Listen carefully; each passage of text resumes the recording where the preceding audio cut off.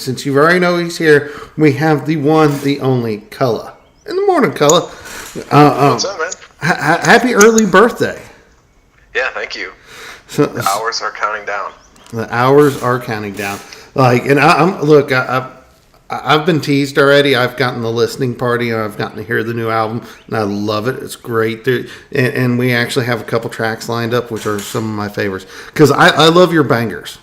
Like B9 to Thrive is a banger. Yeah.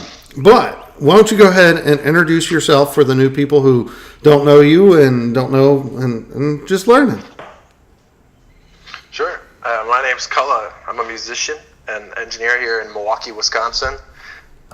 It's supposed to be snowing 5 to 7 inches tomorrow here, if you can believe that. And I'm releasing my 13th album tomorrow.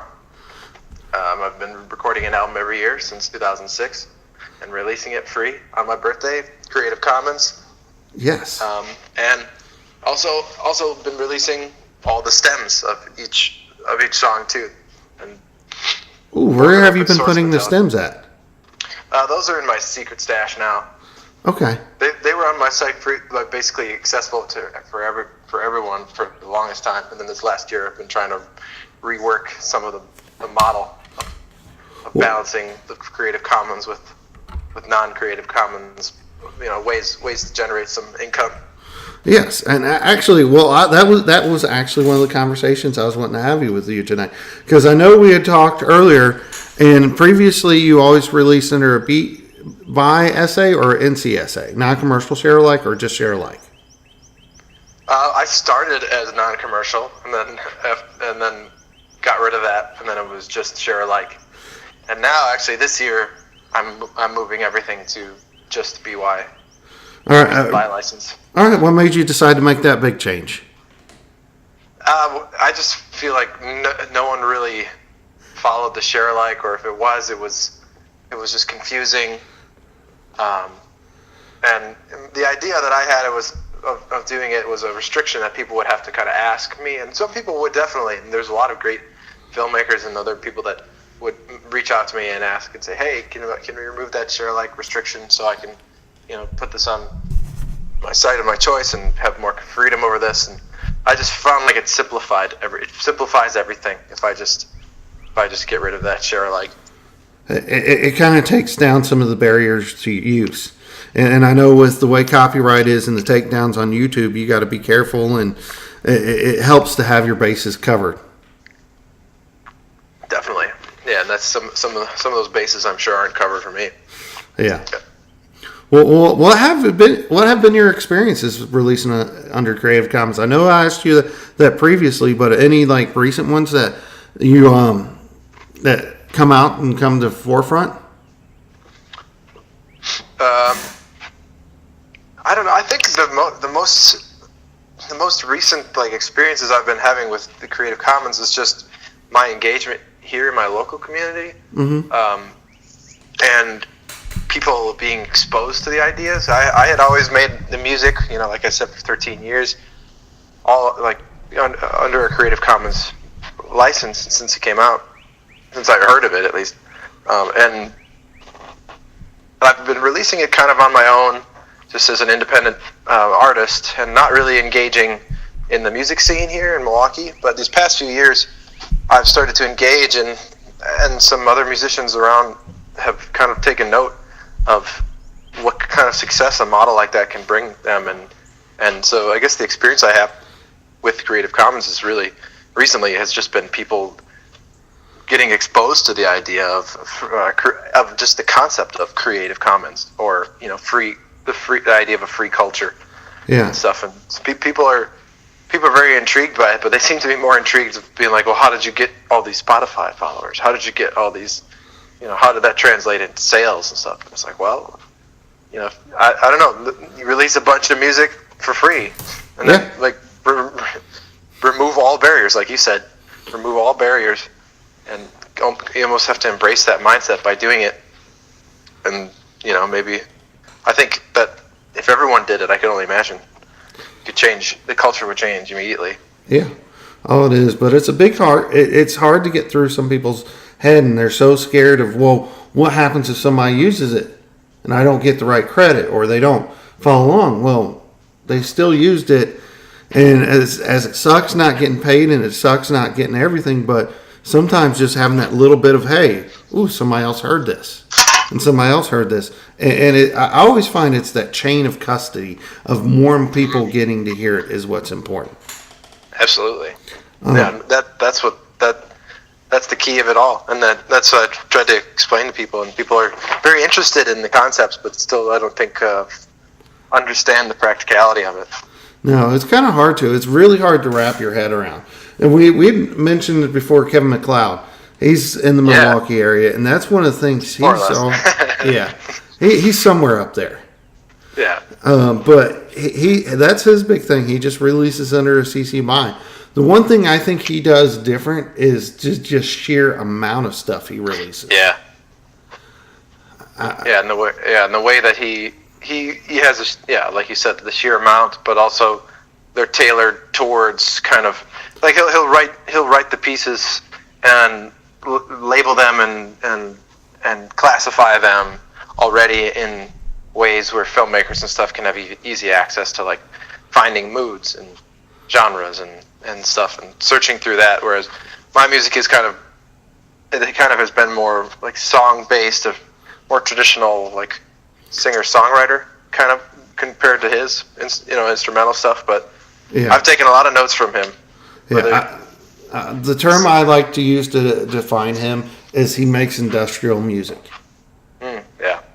For the industry. Yeah, that's the whole thing of what he's there.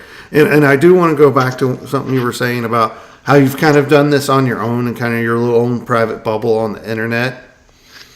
And it's different bringing it to your local people.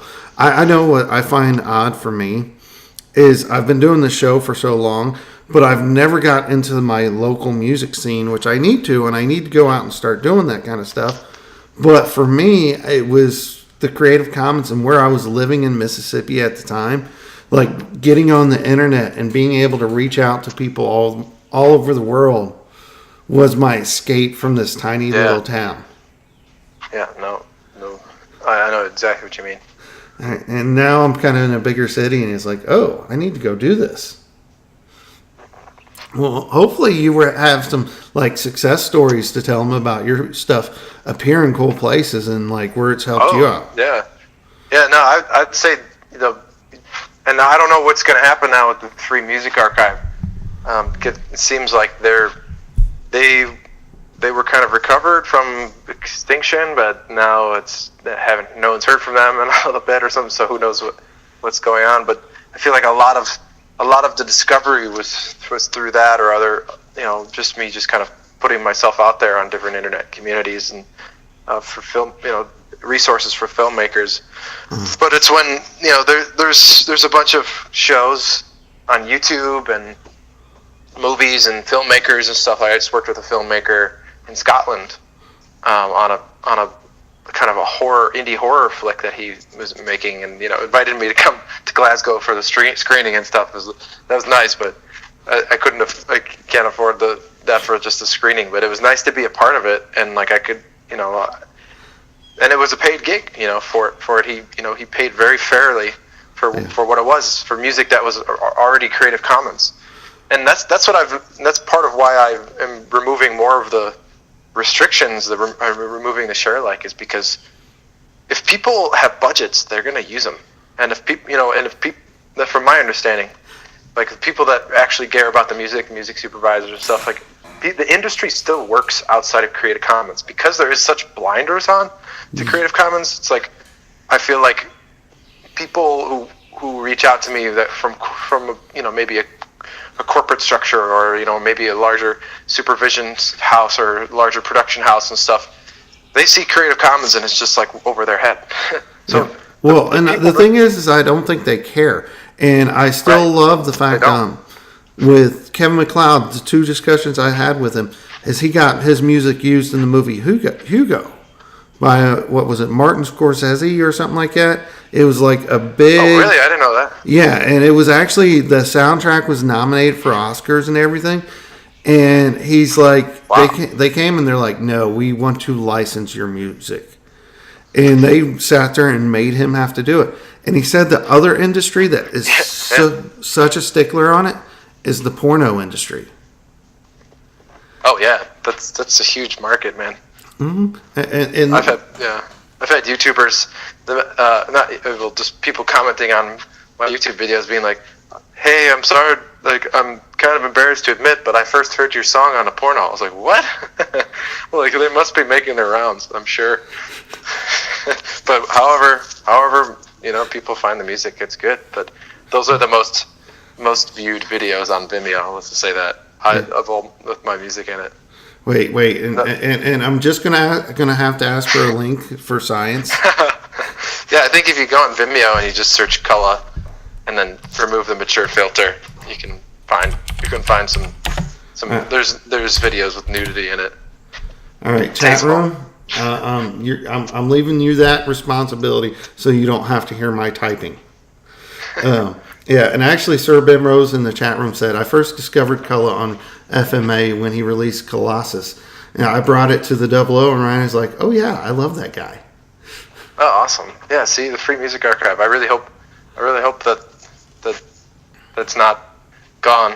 Yeah, I really hope not. Something will emerge from it. I've talked to a bunch of people, and I have a history in web development stuff, too, and I can't take on a big project like doing it, but I had thoughts of just cloning a little tiny site just for my music and small friends and the local community, because they ask about it and they say, how can I get a piece of this? How do I do it? And I tell them, we'll release for free, and they don't understand. So I'm rebuilding my site now, and it's going to have a nice API and stuff. So I'm sure if hopefully after that, I might have some time to maybe create a website that's maybe tailored just for people who want to use it for YouTube, or just or something that's specifically geared towards Creative Commons, because I haven't fully loaded up my website with royalty free and Creative Commons licensing. So it's part of it, but it's not exactly the main focus of all the music and everything. Focuses, that's kind of a delivery mechanism and a more specific licensing thing. It's just an idea that someone would come to me, a filmmaker, come and be like, hey, you should there should be a site where it's specifically for YouTubers and podcasters. Yeah. Stuff, specifically tailoring to them. And, there's sites out there, but there's not a lot of really reliable stuff. And there's some that are, of course, like you mentioned, Kevin's music, of course, is very reliable. Mm-hmm. And the Free Music Archive is still functioning, but it needs some upgrades. We could always use more. Yeah, and I will say what I've learned about the FMA is it's on the AWS, I think it is, and the language it's in, it's making it really hard for them to clone and move off of it, because like you said, you're in web development. A lot of the people that are in web development and that would love to take over and help with it all use open source products, and with that being their background, trying to migrate it from what it is to something new is just such a huge project. And I can only imagine. I hope that's what they're doing, though. But just for the sake of the community and that, because they're just such a bastion of that. There's just huge. My numbers on Free Music Archive for the longest time were so much bigger than Spotify and iTunes and stuff. And it's it was really just amazing. So that was the first bastion.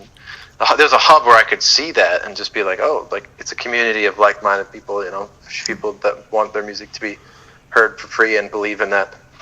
International, too. There's not a lot of communities like that. Yeah, the only other ones I know of that's really that super strong right now is Jamendo. Have you had any experience with them? That name sounds really familiar. They're out of Belgium, I think it is. Belgians. Yeah, and they've been doing it. They've been doing it for longer than I've been doing my show, and they have a lot of good stuff. They actually have interns, but what they really focus on is the commercial licensing aspect of it. You can still release it under what you want and everything, but they take a cut to try to license it. And apparently what they'll do is they'll get in-store radio and stuff like that. Right. Yeah, and if there's other musicians out, that out there that aren't sure about the Creative Commons, you can still license your tracks non-exclusively with publishing and licensing companies. Mm-hmm. Like you can do Creative Commons and paid licenses at the same time. Like there's nothing. It's not an exclusive. This music's free forever, and it's not, like in all instances as you do Creative Commons, it's just licensing like that on certain platforms. I just want to say the chat's hilarious. It says FMA is Cold Fusion. Don't tell anyone you know Cold Fusion if you know it. Yeah, that's old, man. Yeah. But I think that's kind of how they got such a big community there, is being one of the first out there to actually cater to this. Yeah, and correct me if I'm wrong, but I believe they were like a project out of like a public radio or university in New Jersey or something. WFMU, I think it is. Yeah. I want to say, yeah, it's WFMU, like you said, they're out of New Jersey. And actually what happened to them is they lost their funding from them unexpectedly. Yeah. What was her name? Shortly after I had you on last year, I actually had the last acting director on. Oh, yeah, what was it? I've spoke to her a few times. She was always very responsive, and I would, even if I had little issues with it, or I'd try and help debug some things. I even remember reaching out to them, like seeing if they had any open positions when I was just graduating and I wanted to go into software full time. Cheyenne, that's right. Yeah. Yeah. I graduated and I wanted to do. I took some programming classes, and I'm glad I didn't end up being a programmer. It's kind of like making music. I think like the music has a code with the way that all the notes relate with each other and different expressions and languages and stuff, and there are similarities. It's not exactly the same. Sometimes they exercise different parts of my brain. Music creation is a little more, the way I do it at least, is a little more improvisational and kind of in the moment stuff, whereas programming can be very analytical and like you have to think about things in the future, 2-3 steps in the future. Yeah. So I think it's funny because my musical talent, I've been told, is curation.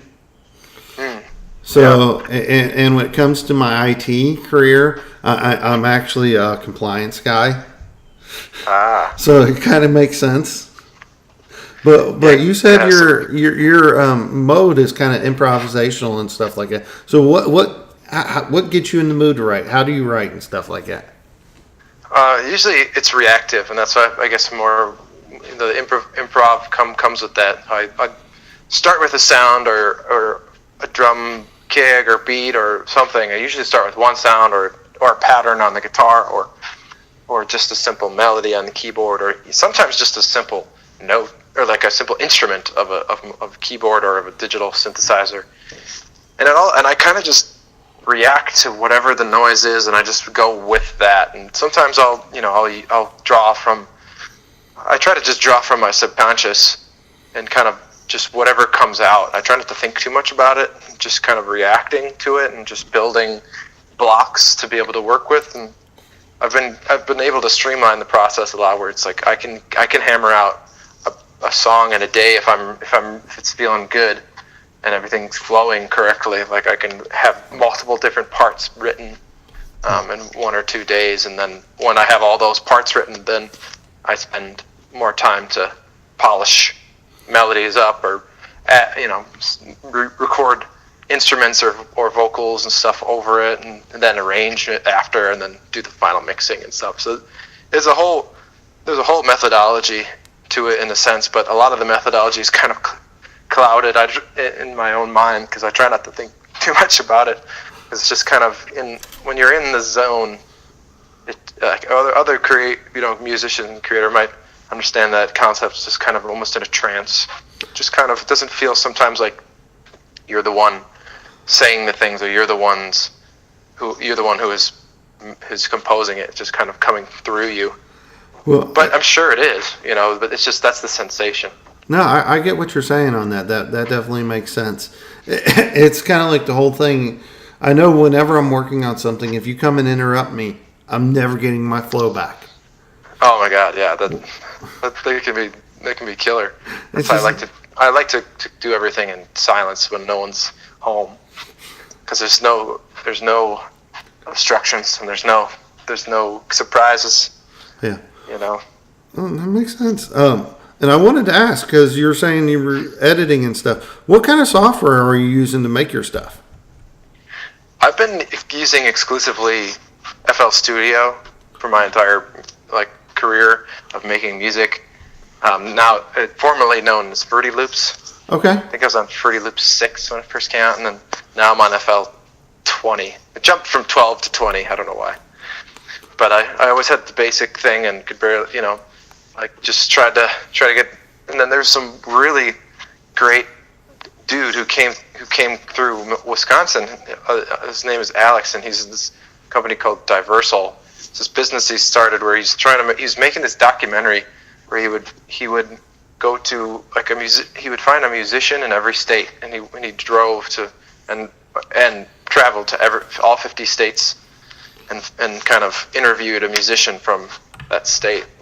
And he had some connections with ImageLine and reached out to them, and after interviewing me, and he gave me a link to one of their producer edition thing that was just on them for being a part of it. I was like, wow, this is amazing.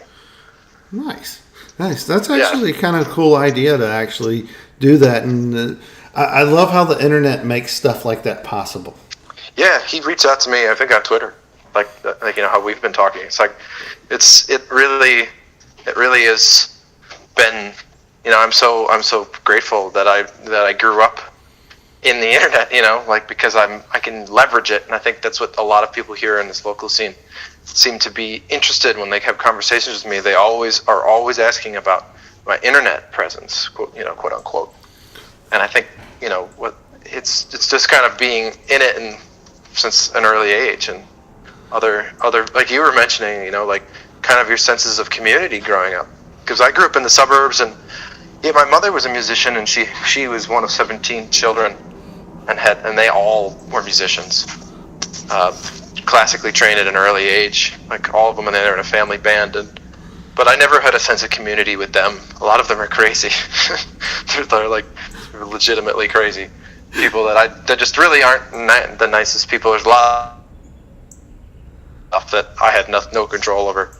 Some of them are my best friends, but there's a lot of us with 17 aunts and uncles.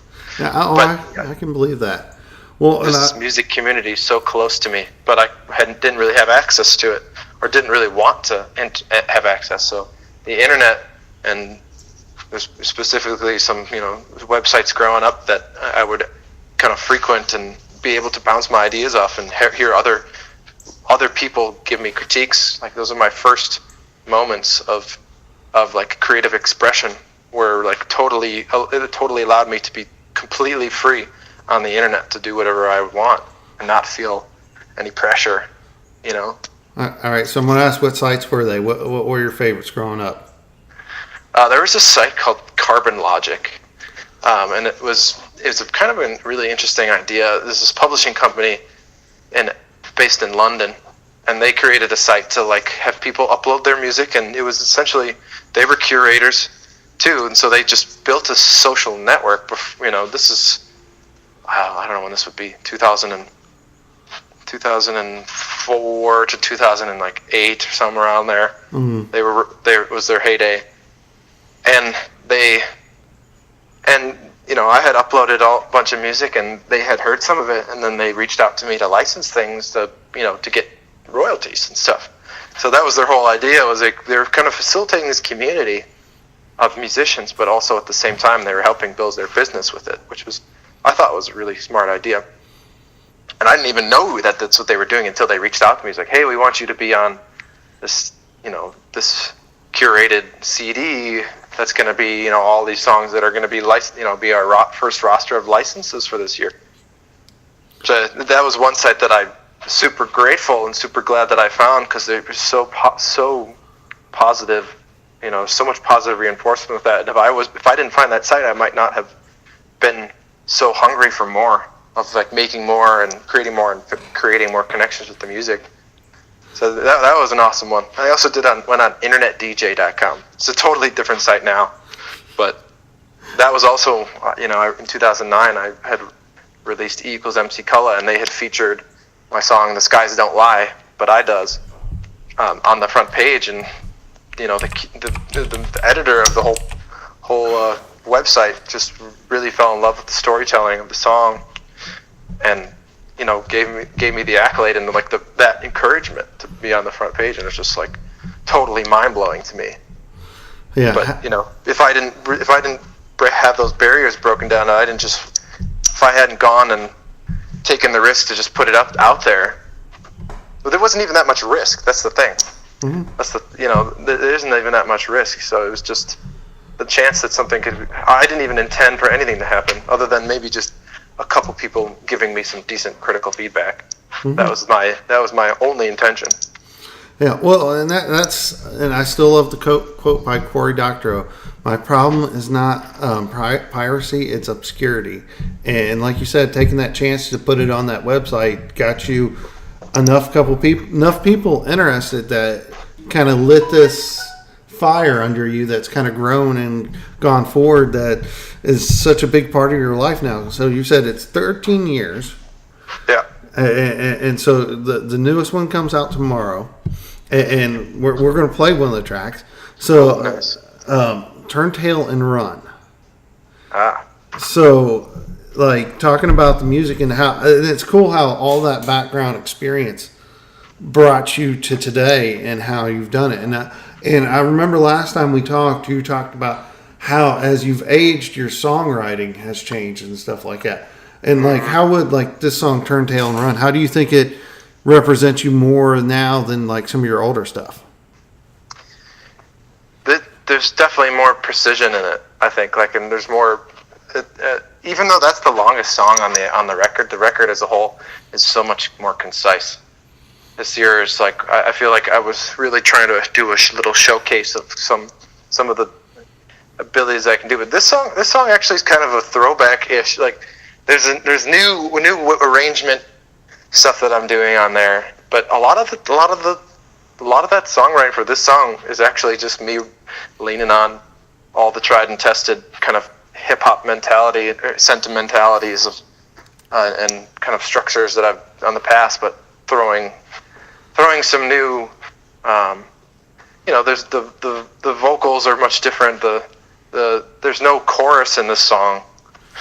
There's just a refrain, constant like vocal ostinato refrain throughout the whole thing. But I would say the Turn Tail and Run kind of is, I don't know, that's my first instinct to say that it's not really anything too new. It's personal. It's like reflecting of this last year in my life, but it's not. I don't know. I'd have to think about that. Like I said, when I write this stuff, I don't really think too much about it. It's only really after the fact I get the opportunity to dissect it. I can be like, oh wait, that one section I've never done anything like that. I can only just kind of go off of general feelings at this point because the album comes out tomorrow, and I've only thought about a couple of the songs fully. And so I know that might not answer your question. Well, no, it does, and it actually kind of made me just think about something. Is when I start doing the 00, I always listen to the show the next day, and I always listen to myself and stuff. But after so long, I quit listening to myself, and I think I need to go back and do that again to feel. I don't know if that makes sense. Yeah, no, there's time to let it just simmer, and then there's times for like analysis and reflection. Yeah. And that's why I release these music every year, is also because I can go back and listen to that year, and it's really a reflection of all the moments in that year. Like, these things are inspiring me, whether I intentionally and consciously write them to reflect it, or whether they don't. And this was a song that originally I had written probably 75% of it, and didn't really know anything about it or what it meant or anything. And then when I had written the final kind of climax of the song, it all came into effect, or it kind of came crashing down what it all represented, and it was a good moment. Those are really encouraging moments as a songwriter when you can wrap it up with a nice bow and the meaning kind of comes out.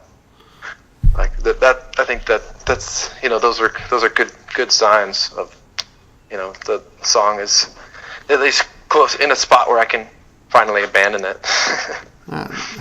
Actually, I'm going to say that's when you finally abandon it. One of my friends was an English major, and he said when you write something, you never finish it, you just abandon it. Exactly. That's the mentality I've taken in for a while. It's like when it's over, and that's why I do it every year. It's like I don't have a choice. Mm-hmm. If I'm releasing it every year on my birthday, then you sure as heck better be done.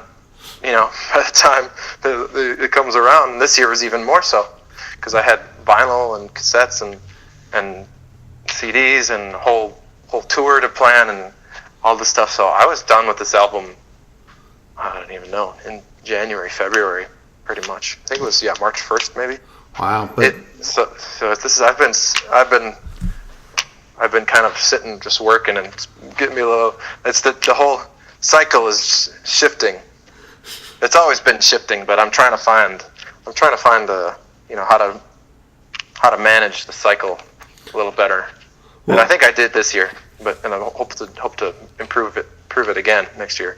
Well, and I gotta say thanks, Sir Bimrose. Sir Bimrose says he's listening to a kick-ass interview, and what you're saying there is actually one thing I've heard from other artists that do like crowdfunding and Kickstarters and stuff like that. They never realize the amount of work that comes through when they actually succeed. And it sounds like you've moved from just having the digital files ready on your birthday to like, hey, I want to have a full professional release on my birthday. Yeah, 100%. Just, I think, last year I didn't even get CDs for the release. I was just like, I don't know if it's important. I was just, and the year before I tried to get CDs and stuff for the release, but this will be the first year. I just couldn't finish it in time. Or I have to plan it like a year in advance. I have to. That's the thing about it. It's like I can't just halfway through the year be like, oh yeah, like this is how I'm going to change this whole year cycle. And you're right. Like there's years where I've released that music, like finishing it up, like literally recording vocals the night before. Finishing that last song, fixing the little bits of mixing on some of the tunes, and just releasing it, on my site like willy-nilly. No, not even tracking anything. Don't even care. It's just like here it is, drop. And now I'm focused on like all these analytics and stuff, and trying to figure out how to maximize as many people listening and stuff. But, they're good problems to have. Mm-hmm. I think, and the crowdsourcing, you're absolutely right. That changes things, and I had everything planned out and budgeted out and everything, and I knew exactly how much work was going to be entailed. But yeah, I didn't expect for it to be that much. I don't know. I try not to have too much expectation, just in general, because it can just sometimes it can dilute your I don't know. Then that way you're always hoping for the best, and when good things happen, it's great. But when bad things happen, you can kind of be like, well, I wasn't expecting there for anything to be good, good to happen. But this one definitely exceeded my expectations, and the fact that we reached the fundraiser goal, like it's absolutely incredible that and I think it's partly because of the mission that I've had to release the music for free. People really have been connecting with it, and I was super happy to open that process up a little more and I think it's going to continue to do that. Like that's my plan for the foreseeable future, is to just continue to open up more. Like just I'm going to lean into that whole mentality of fully open and free, culturally. I think that's something that people need more exposure to, those ideas. Mm-hmm. It's so people like we've just been talking about earlier, like a lot of people don't even know the concept of Creative Commons, or even just the commons for that matter. People seem to have forgotten it. Yeah. Even though it's so so part of our life, constant day to day, and our civic engagement is all centered around commonplace and the commonwealth and the commons of everyone. Libraries and museums and parks, and like these great ways for us all to communicate. And I feel like it's been, I don't know, maybe it's just my own perspective, but I don't know if any of your audience has experienced that too. But it seems like things that are in the commonplace just have been demonized or been tried to like been commodified fully, or I don't know. So I think the more people push back on that and fight for the commons in general, whether it's Creative Commons or whether it's just other types of community oriented property or I know everything's going to change with this new bill in Congress that's passing, the Music Modernization Act. But I'm not really sure what's going to change, but hopefully it's, from what I heard, there's good things towards streaming and toward for independent artists should be helping, from what I've heard. But I'm not an expert. I don't pretend to know what those legal jargon. I couldn't read the bill and understand it, I'm sure. Yeah, see, and I got to say, I don't know much about this. I'm now actually curious, and I'm going to have to dig into it because, like you said, and it comes back to the commons. That's one of the things I love about this, is things used to go into the public domain. Right. And I think all great art is built upon the art that comes before it. And everybody's always inspired by what they've seen, and to be able to build on and create upon what you're inspired by, I think is one of the most important things. And our copyright law and enforcement has gotten so crazy on it. And it's, and like we were talking earlier about a good clearinghouse for Creative Commons licensing. Like, there's not one, and because it's so hard. Like, even YouTube can't keep their stuff straight. I don't know if they want to. Well, they have the resources if they really wanted to do it. Well, here's what I've heard. Like, going back to Kevin MacLeod, he releases all his stuff under a Creative Commons by license. He has actually gotten to the point where he has people he can email at YouTube that go, "Oh, let me fix this for you." Right. But what he'll have happen is people will use his music in a copyrighted video, then flag that video, and that video will become copyrighted, and then all of a sudden their system goes back and says, "Oh, your music's in this, so we're flagging you." And it's like, well, no, I'm the original source.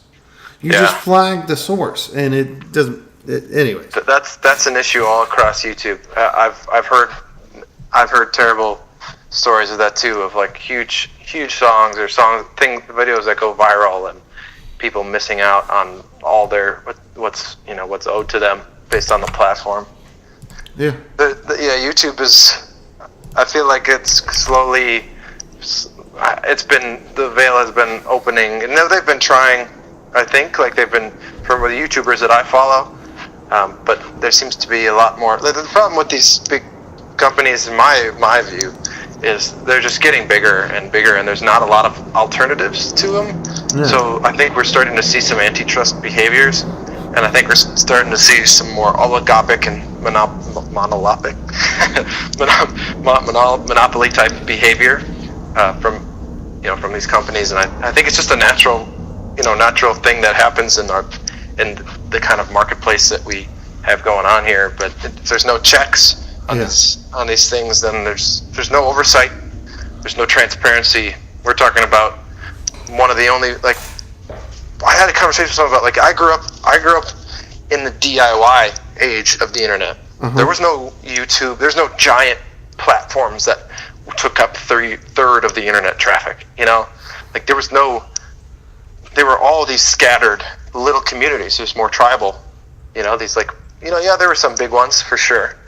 Google's been around for a while, but they, as a search engine, there were some forums that were big and stuff, but I feel like maybe it's a different time now, and I do wonder how, like, people like I have a younger sister who's 14, and where does she get her, can she find that same thing on YouTube or Tumblr, or on these bigger platforms, I don't know. I've just as a different experience, but I do wonder about that sometime, about if these consolidations of power in the internet and the leverage of these bigger companies to start. I always get concerned about that, and I think that's why. And you mentioned how everything goes to the creative, or goes to the public domain.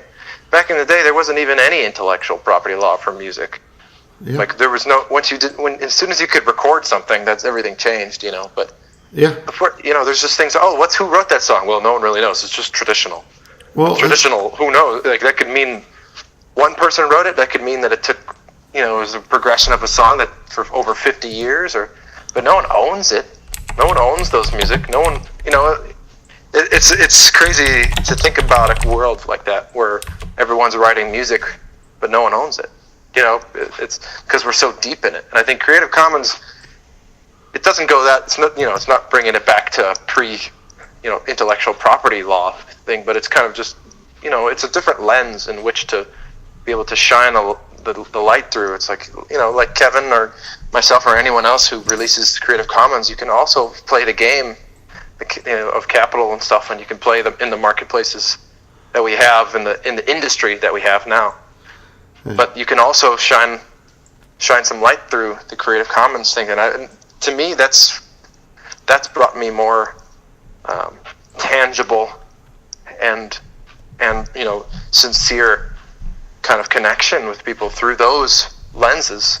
That allowed the other industrial parts of the music business to start to grow through a real organic connection with people who genuinely just have similar mindsets of the culture and of freeing it, and the idea of freedom of music. Well, and you touched on something there, and I want to hit on it real quick. The earliest practical recording technologies were entirely mechanical in 1877. The second wave of sound recording was 1925. And that was when electrical mics and electrical signal amplifiers and all that started coming in. But so, and you're saying these laws weren't written with this in mind. Even just the whole concept of recording music. Oh, yeah. Is still, it's 100 years old. Just a little over 100 years old. The concept of recorded music. Right. Now everyone can record music in their bedroom. Yeah, well, it's amazing. And the thing is people can record music in their bedroom with equipment and tools that the professionals didn't have 30, 40, 50. Oh my God, yeah. I mean, what you can put together in your bedroom is what a high-end studio could do 40 years ago. I mean, it's insane. Just a little interface you can get for $50 online, in their preamps and the circuits in there. You can get some incredibly high quality sounds through incredibly cheap microcontrollers, and like these little bedroom production kits. They've been able to democratize and miniaturize these giant, mixing things with these huge cables and giant professional mixing. They didn't even have, the Beatles are attributed for, being some of the first artists to be recorded in 8 tracks. Like that. Now you can record however many you want. It's pretty much the sky's the limit. Like what's her face from Ireland? The Orinoco Flow. Enya. Okay. She records a lot, but she records like 50 to 100 tracks on top of each other to make these crazy atmospheres. I don't know if you heard of her, but yeah, I have. But no, that's true. Yeah. All right, and we're going to do this for a second because we start saying we're going to play a song, and then we got rambling because we can ramble.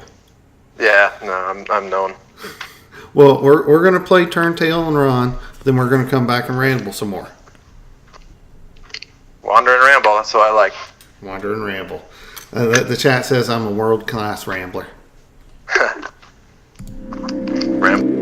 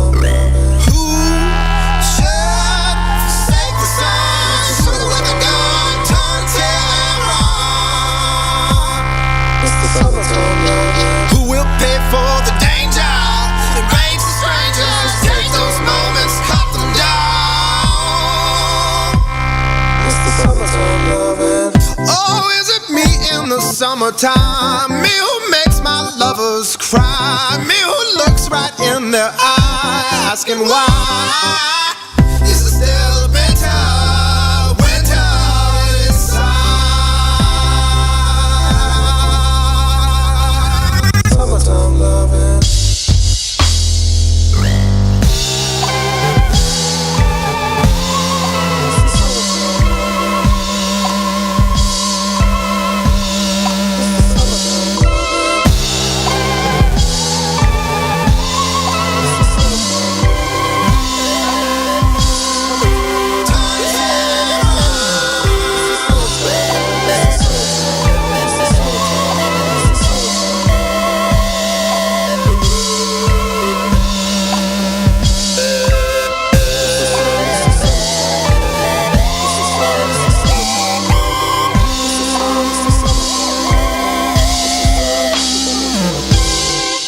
Definitely a good there and back, getting some couple shows sprinkled in, make it a little mini winter tour to get out of here this cold weather. Yeah. I think that'd be perfect. And I'm gonna let you know we came back live right there at the end, and we're trying to work a mini tour for later this year.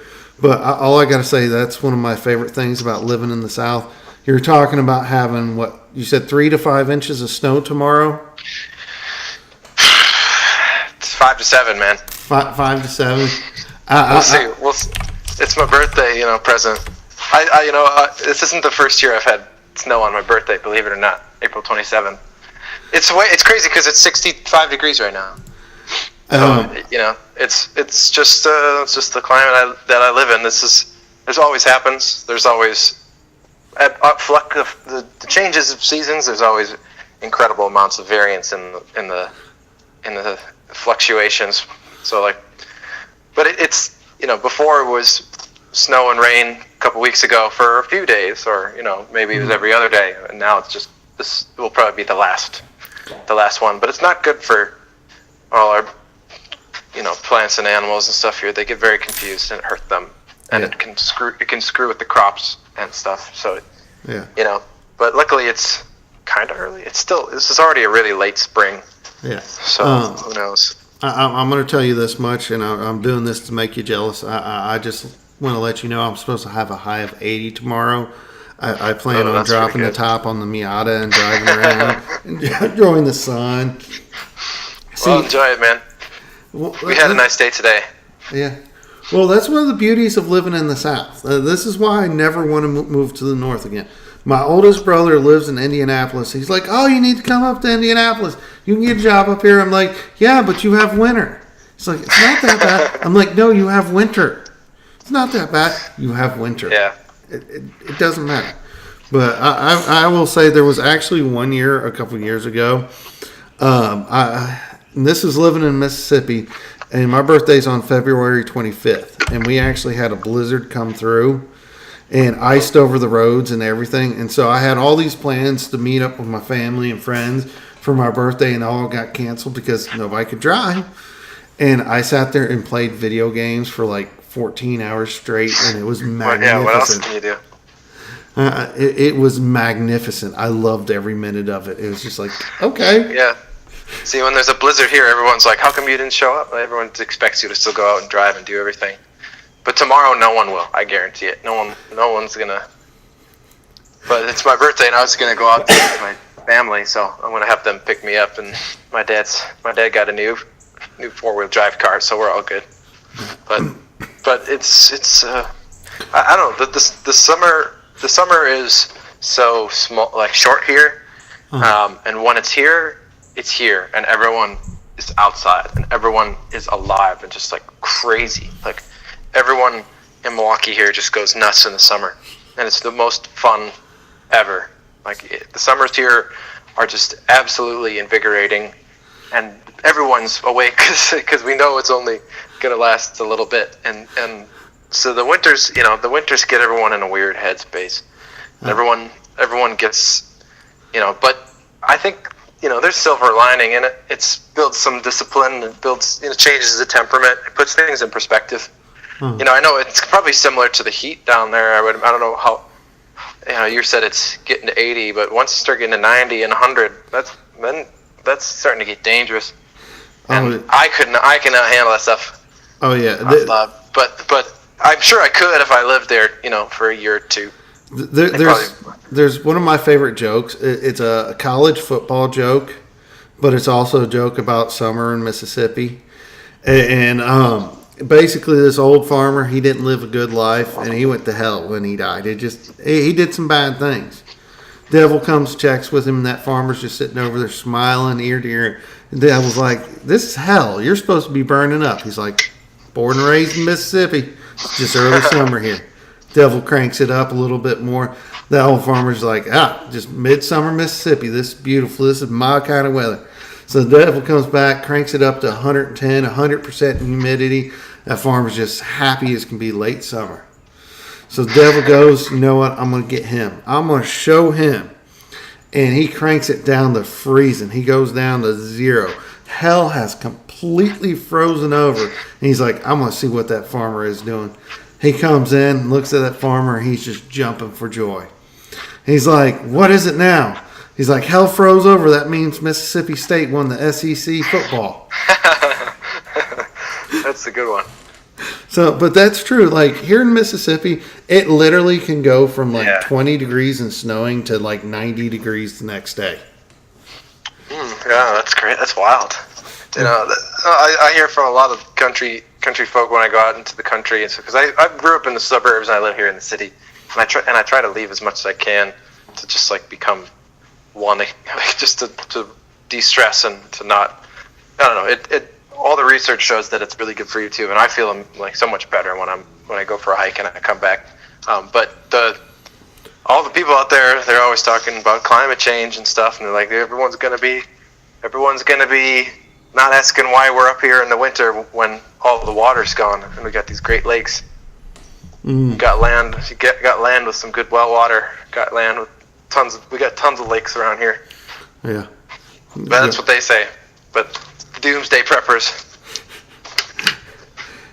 Yeah, I've realized, and I gotta say, I'm getting old and fat. And you're talking about hiking. I went and walked for 3 miles today, and I realized as the zombie apocalypse happened, my cardio is not good enough. I'm going to be dead in the first day. I'm going to try running, but after that first mile, I'm just going to be like, no, just I'm done.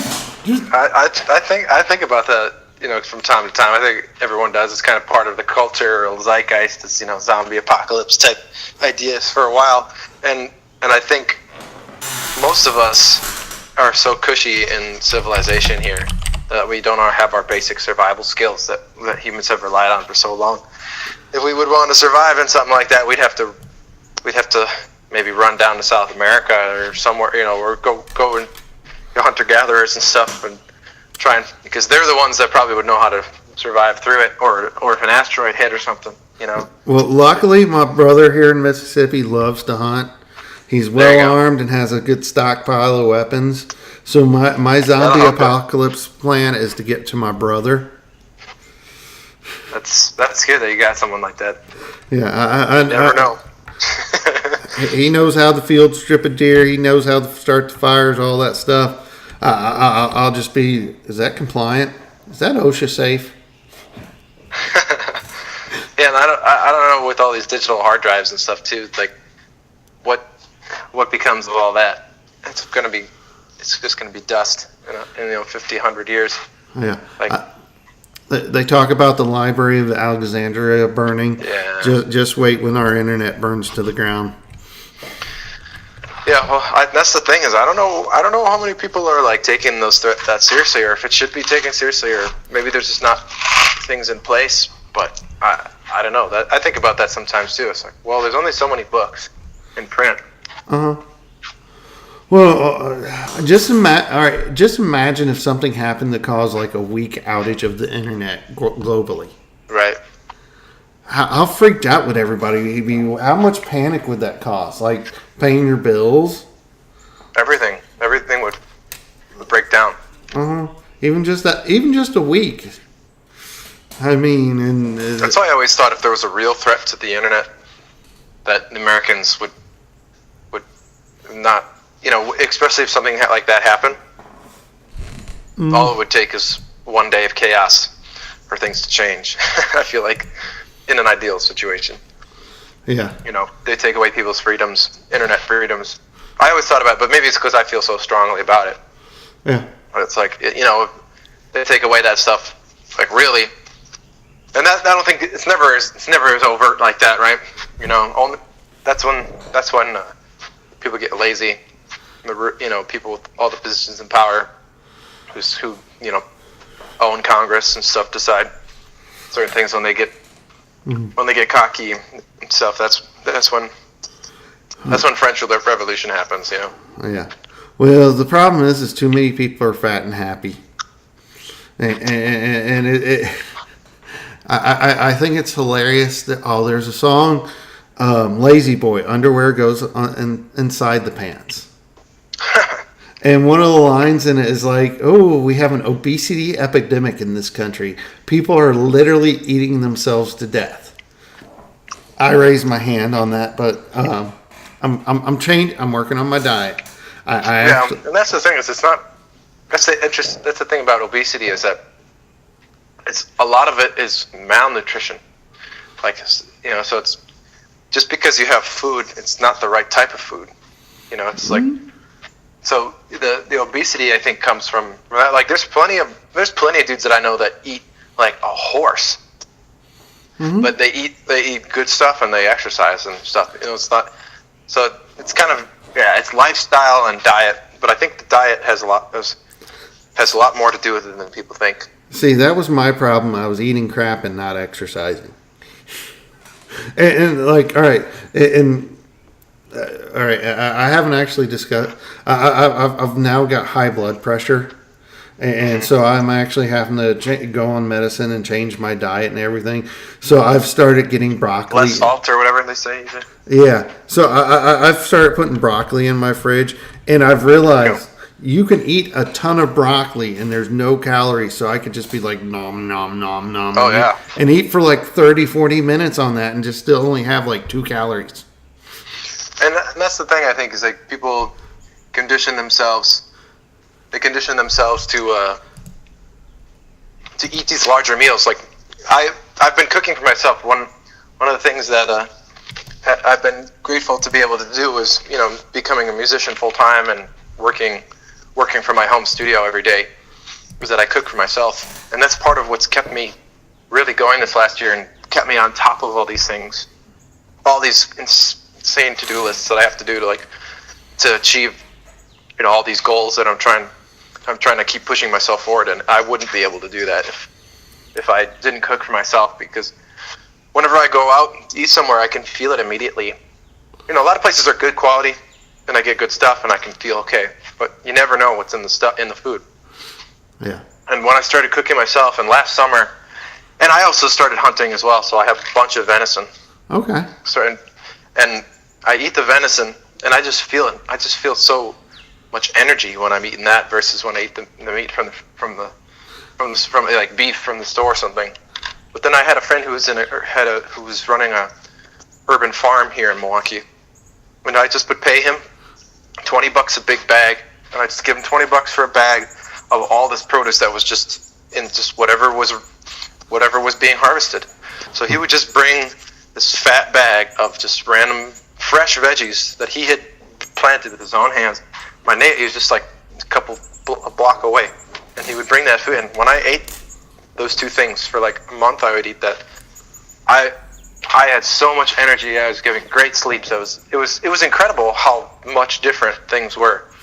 And so I think we're talking about communities and small communities on the internet and early age, like the very fundamental principles of the protocols of how the internet works is this redundant system, right? And redundancy in computer science is essentially like if you have a bunch of hard drives that are all networked together, when one fails, the other ones can take over for it. Like no information is lost. It's like little bits are stored and distributed throughout the whole way in the whole system in a redundant fashion. And I think that's the perfect analogy. This is the nerdiest analogy for how I think our society really, and this is like this is nothing new. You know, we have these. This is something that I remember, you know, being taught at an early age about, like, oh yeah, your municipalities are like your neighborhoods are supposed to be the you know, the strongest things, and your families are supposed to even be stronger, and then you as an individual have to be really strong. And if you can get it down to those lower levels and not from, you know, like, you know, relying on centralized systems, you know, these big central, you know, whether it's a federal government, or whether it's one giant ISP, or whether it's one giant bank that owns everything, or one search engine that owns everything, that the real strength in the flow of information, you know, comes from incredibly redundant and, you know, powerful localized, community-oriented focus, and that's why I think food is, and water and stuff is. I think it's already starting to happen, you know, amongst cities and stuff. These urban farming is starting to become more and more of a buzz, but you're seeing some cities take real action. Like, I think, pretty sure Canada just passed this like, they're kind of like, it's not exactly like the Green New Deal, but they have, from what I understand, and I don't know if there's any Canadians in the audience, so sorry if I'm misrepresenting. But I'm pretty sure that they feel they had free this to idea talk where negative about they were Canadians. gonna. What's that? I said, feel free to talk negative about Canadians. It's part of the show, Lord. Well, this is an interesting concept I think we could learn from, because they're ahead of the game. You're talking about climate change. They're modernizing their cities. They want to completely make. In Toronto, I'm sure, is one of, in Vancouver, I'm sure, are the things that they're looking at. But they've passed bills you know, to essentially gut the whole infrastructure of a city and bring it into the 21st century. And part of that is localizing farms and enabling farmers, actual farmers, not just giant corporations, you know, that don't care about their community, but actual local farmers, to empower that. To, like, if you start creating a society where they incentivize local farmers, it's not a struggle for people to be able to make a living, to provide quality food for everyone. Like, that should be a pretty big priority in most societies. Well, I would imagine. You know, I would what's hope. crazy about that is, like, there's actually a report earlier this year or last year that talked about Jackson, Mississippi, and the city of Jackson, Mississippi, which is the capital of the state, close to, like, in the metro area, there's like 130,000 or something like that. It's decent size. But they actually said that the city is what they call a food desert. Because so many of the grocery stores have left and disappeared, all these local family, and there's just a few big ones and stuff like that. There are certain areas that are no longer served by places that actually sell fresh produce and fresh food and stuff like that in a major city. Yeah, and I think that's happening. It's not that you're not alone down there. That happens here in Milwaukee too, and and there's a lot of issues up in cities across the whole country. And I think something like that. I just think that you'll see that, and, you know, this might necessarily have too much to do with music, but it kind of does in the way I see it all. Like, when I go to the farmers markets, there's musicians playing, and the people. It's just a way to bring people together. You know, really. And the idea of local communities and me engaging in my community here. I live in this neighborhood called River West in Milwaukee, and it's a very small neighborhood, but it's incredibly rich and diverse. It's rich in its diversity, and it's rich in its culture, and the community is so strong here. And they have, you know, all these good, like, gatherings where people can come together and they can work for a common good, and people are engaged here. They're engaged, and it's, you know, could they be more? Could it be a better? I'm not saying this is perfect by any means, but it's kind of encouraging, you know, that there are people that want this to happen. There are people that need this to happen, you know, and there needs to be change. And I think music can bring people together, and those ideas can be strengthened through things like food, and music are very much can become shared experiences. And those are the things that I think people don't really. I think they underestimate the power of those local things. I think it's what we're made for. Like, it's what our genetic code requires. I'm going to say I don't know what it is, but every time I've ever gone to a farmer's market, there always seems to be an old man playing bluegrass in the corner. Yeah, that's right, man. It's like, absolutely. Up here too. So it's not just a regional effect; it's everywhere. Bluegrass is everywhere, man. We got it up here. It's one of the strongest. Actually, it's one of the more surprising things that I encountered when engaging in this scene here in Milwaukee was how strong the country Americana and bluegrass scene was here in Wisconsin. Really? It's actually the first show I ever went to in Milwaukee that I had ever heard of a local musician who sold out a venue. Like that was not the big band, he wasn't already this big thing. He sold it out, and he's just playing bluegrass. Huh. And there's a huge following. People just love to come and dance to some bluegrass. And it's all roots-oriented stuff, for the most part, like there's, I have good friends who probably come down to Mississippi at some point. They've been traveling a lot. It's a band called Armchair Boogie. And I've seen them 100 times, and there's tons of big acts around here, and like the biggest acts are bluegrass, or at least a kind of roots folk bluegrass kind of vibe. And I've noticed. That's probably why last album, I started picking up the banjo and stuff. It's because it's like this happening around. And some incredible musicians here that are rubbing off on me. Yeah, I'm starting to change my picking patterns, and I'm starting to record different types of songs. Yeah, Oz Tunan in the chat is saying hello from Oshkosh, but he's saying bluegrass is a hipster thing. But we've also had a show called Bluegrass Triggers Hipsters.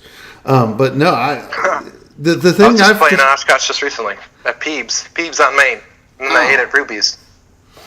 Well, see, Oz, you probably missed it out. He was probably right there and could have gone. I'm hating how much I'm missing bands that I could have seen that were close by, and it's slowly getting to that point. And actually, talking about music communities, I'm amazed. So here in Jackson, outside of Jackson, they actually opened a new amphitheater last year. And within its first year of being open, it actually became the 18th most attended outdoor amphitheater in the world. Oh, wow. And this small little area is like, wow. There's a hunger for that, man. Yeah. Well, people will travel, man. People will travel to just be a part of that. Oh, yeah. There's whole festival culture. And that's huge here in Wisconsin too, because it's summer, so everyone's just ready for it. Ready to go camping and listening to music and doing other recreational activities. Yeah, no, that makes sense. You get your 4 weeks of summer. we get our 2 months of it's too hot to go outside. Well, when I come down, I'll experience it. Who knows?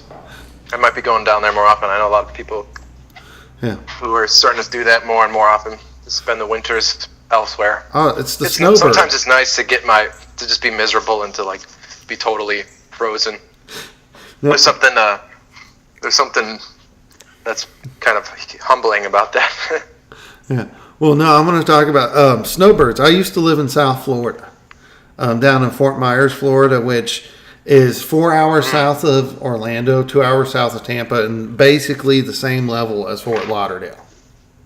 So it's way down there. And that's where I learned about snowbirds. It's all these New Yorkers live in New York all summer, and as soon as it gets cold, they come down there for the winter. And I dream of becoming a snowbird. I want to get to a point in my life that I can travel with the warm weather, that I never have to deal with cold and snow and rain. Like, you're talking about the 5 to 7 inches. We had a snow here a couple years ago, and it was like 1.5 inches.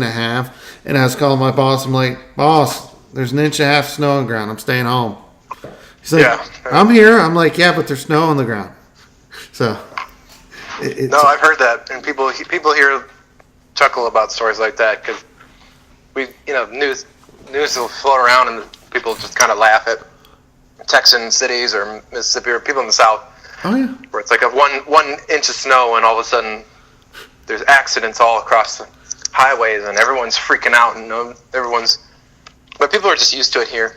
You just basically have to drive half as fast, That's really what it is. No, I can see that. I can definitely see that. It's used to it.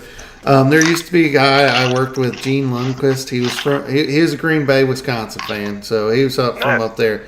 But it'd be ice on the ground. He'd come flying in, just not care, swinging his truck all over the place because he was used to it. Me, my asshole's grabbing a hold of the seat and holding on and going, no. Yeah. Well, yeah, I can see that. No, I don't ever want to deal with it. But no, it's kind of fun traveling for shows though, and getting to see stuff like that. Yeah, it's like I said, it's all about an experience. I think that's part of, I've been making music for a long time, and part of me engaging the scene has been actually performing, because I hadn't really ever performed before. I mean, I did. As a kid, I played recitals and stuff with my piano, and but not like nothing of my own music. I performed maybe a handful of times, but very, very limited. And then I just finally jumped at it, and part of what I've learned is trying to figure out, part of a lot of my time doing this has been trying to figure out the audience and performer relationship, and really understanding why it is that people come to shows. Why is it? How can you get them out, right? And part of that has been just the experience. Like music has so much meaning, emotional depth and meaning to people. And it could be something really small to something super, super deep, but those shared experiences with other people through music can be some of the most vivid memories in people's lives. Oh, God, yes. So it really is something special, and I still, it's not, I don't know if it's a code that can be cracked or anything, or if it's any, but I've just been observing it and trying to experience it in myself to understand that, and I always go to see musicians, my favorite musicians and stuff, and those are some of my most vivid memories. But it's a different perspective once you're on stage, and every audience is different, and every environment is different, and everyone's mood's different, and sometimes I'm in a different mood. It's just like how, but that's kind of part of the fun. Yeah. Is you never know what's gonna happen, and maybe that's what people are there for. It's really a spontaneous kind of,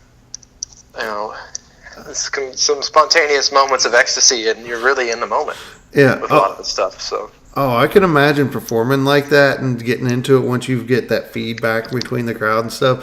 I was just thinking about a moment. I did for the show, I went to Europe for 2.5 weeks a couple years ago and actually had a concert in Amsterdam for the podcast. Oh, wow. That must have been fun. Oh, it was so awesome. And you're talking about the music and the memories and stuff. And I'll have to send you a link to the video I made. But what I remember is I'd done every single bit of this. Every single bit of talking I've done has always been behind a computer monitor and a mic at the home, and nobody's standing there in front of me. Right. And all of a sudden, it's like, oh, hey, Ryno, introduce everybody.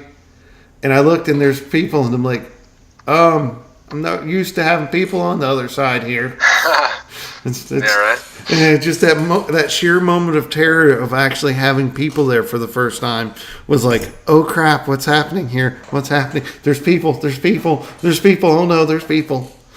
Yeah, it's a totally different world, man. And I kind of stayed away from it for a little bit just because it was so scary. Because I had a couple experiences where I was up, as a kid, I froze, playing piano for a bunch of. It wasn't even a high pressure situation. It was just I got in my own head, and I was performing to literally I was performing to a nursing home, so no one really cared at all there. Most of them were probably, who knows, zonked out on whatever cocktail of drugs, or in the dementia phases, or just actually experiencing some chronic brain diseases. But the point being, it wasn't really that much pressure, but it was all in my head. Mm-hmm. And so when I performed, I lost my place and I didn't know what to do, and I remember just freezing. And then my piano teacher coming up to me and like rubbing my back and being like, it's okay, just start over. And I think I was like 4 or 5 or something, and it was a vivid memory. And and I had also performed in competitions, these federation competitions, where I'd go to the university here in Milwaukee, and there was this kind of like youth federation, they call it, where you go in and you get graded essentially on your performance. You could what it was, either by, I think, in my memory or not, you just go and you play a piano piece and then they would grade you. And so that was kind of all my experience of performing, was kind of being graded on it and stuff. And so it was, I didn't really see it as I had watched other performers and kind of envied and kind of in awe of the freedom that they have to do their own thing and play their own music, and to be able to go up there and perform and stuff. So it was nice to start to break that down recently, when you starts to get worried when there's an actual audience. You get to see people, and but that makes it that much more powerful, and you have that much more responsibility. And that's kind of, I've started to lean into that as well, and be like, really embrace the musician's role, in kind of being the keeper of the good vibes, for keeping them alive, being able to supply it at least, or be able to work it and stuff. And there's responsibility that comes with it, or as a curator, or as yourself, what you're describing, when there's people on the other side, it makes it that much more real, and it feels like that. But it's scary at first, but from my experience, speaking from my own experience, that it starts to become more exhilarating than scary. Yeah. And, I was thinking back, and you were talking about how you're just now getting involved in your local music scene. It had to be interesting coming to these people who'd been in the local music scene trying so hard to have you come out of nowhere to suddenly have all this year, so much back catalog and so much international success because of the internet. Right. And them kind of sitting there going, what? Well, wait, what? And I think it's so interesting how being a successful musician isn't necessarily going out and playing bars anymore. There's a level of that, but there's a lot of people that make music from their home, do local tours just on a whenever basis, or local shows, but you can get by doing it. I'm trying to think. Lorenzo's Music. I think they're out of Madison. Lorenzo. Does it ring a bell? But that's one of the things they've been doing Creative Commons music for a long time too. But it's kind of that same thing where they have their local, but most of what they do anymore is just like, well, we're making music for ourselves and releasing it on the internet, and that does a lot of it. Yeah, I think that's that mentality of the Creative Commons. It's like an abundance mindset. Mm-hmm. It's like there's plenty of, like, music is there to be shared. It's not there to, and that's the fundamental, and that's why I wanted to like remove that share like this year. Is also just to like keep solidifying that fact of me. It's like, I'm engaging in my scene and trying to like engage in the business aspect of things, where I can like crowdsource things to have a budget so I can start to grow a business, and start to really engage that business world.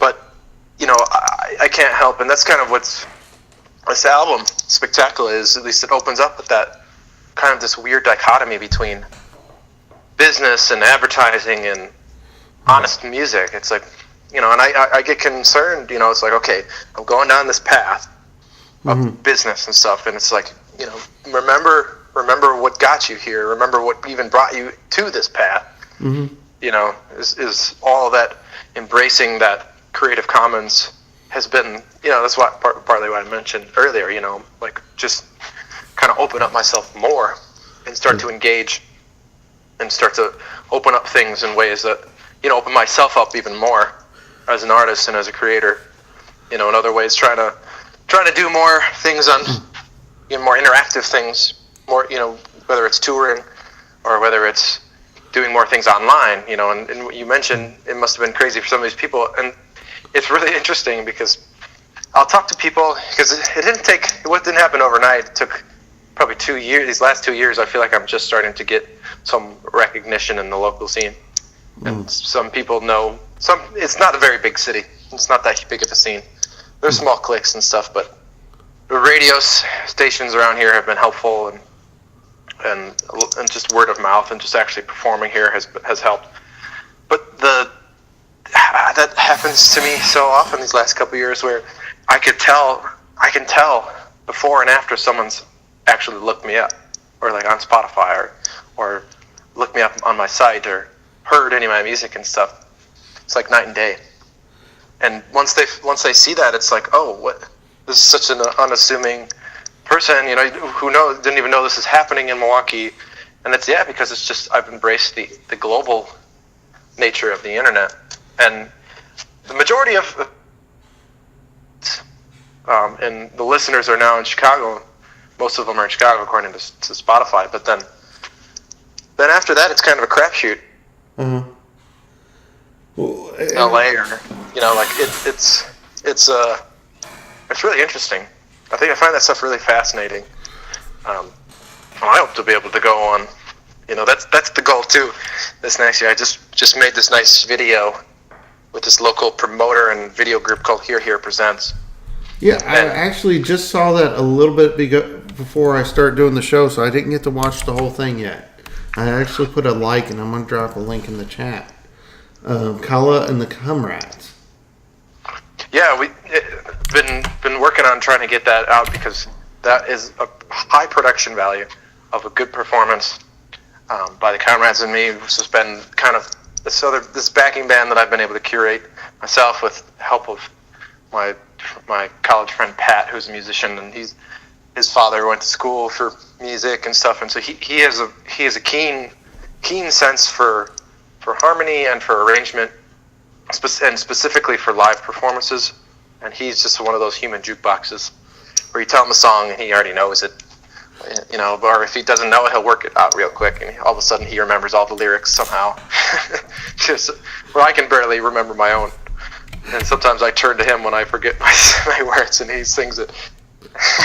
It's pretty funny, but I shouldn't laugh because it's probably annoying. But no, but it's all right. My brain just doesn't work like that. Sometimes I have to really drill it in. But you know, sometimes it happens.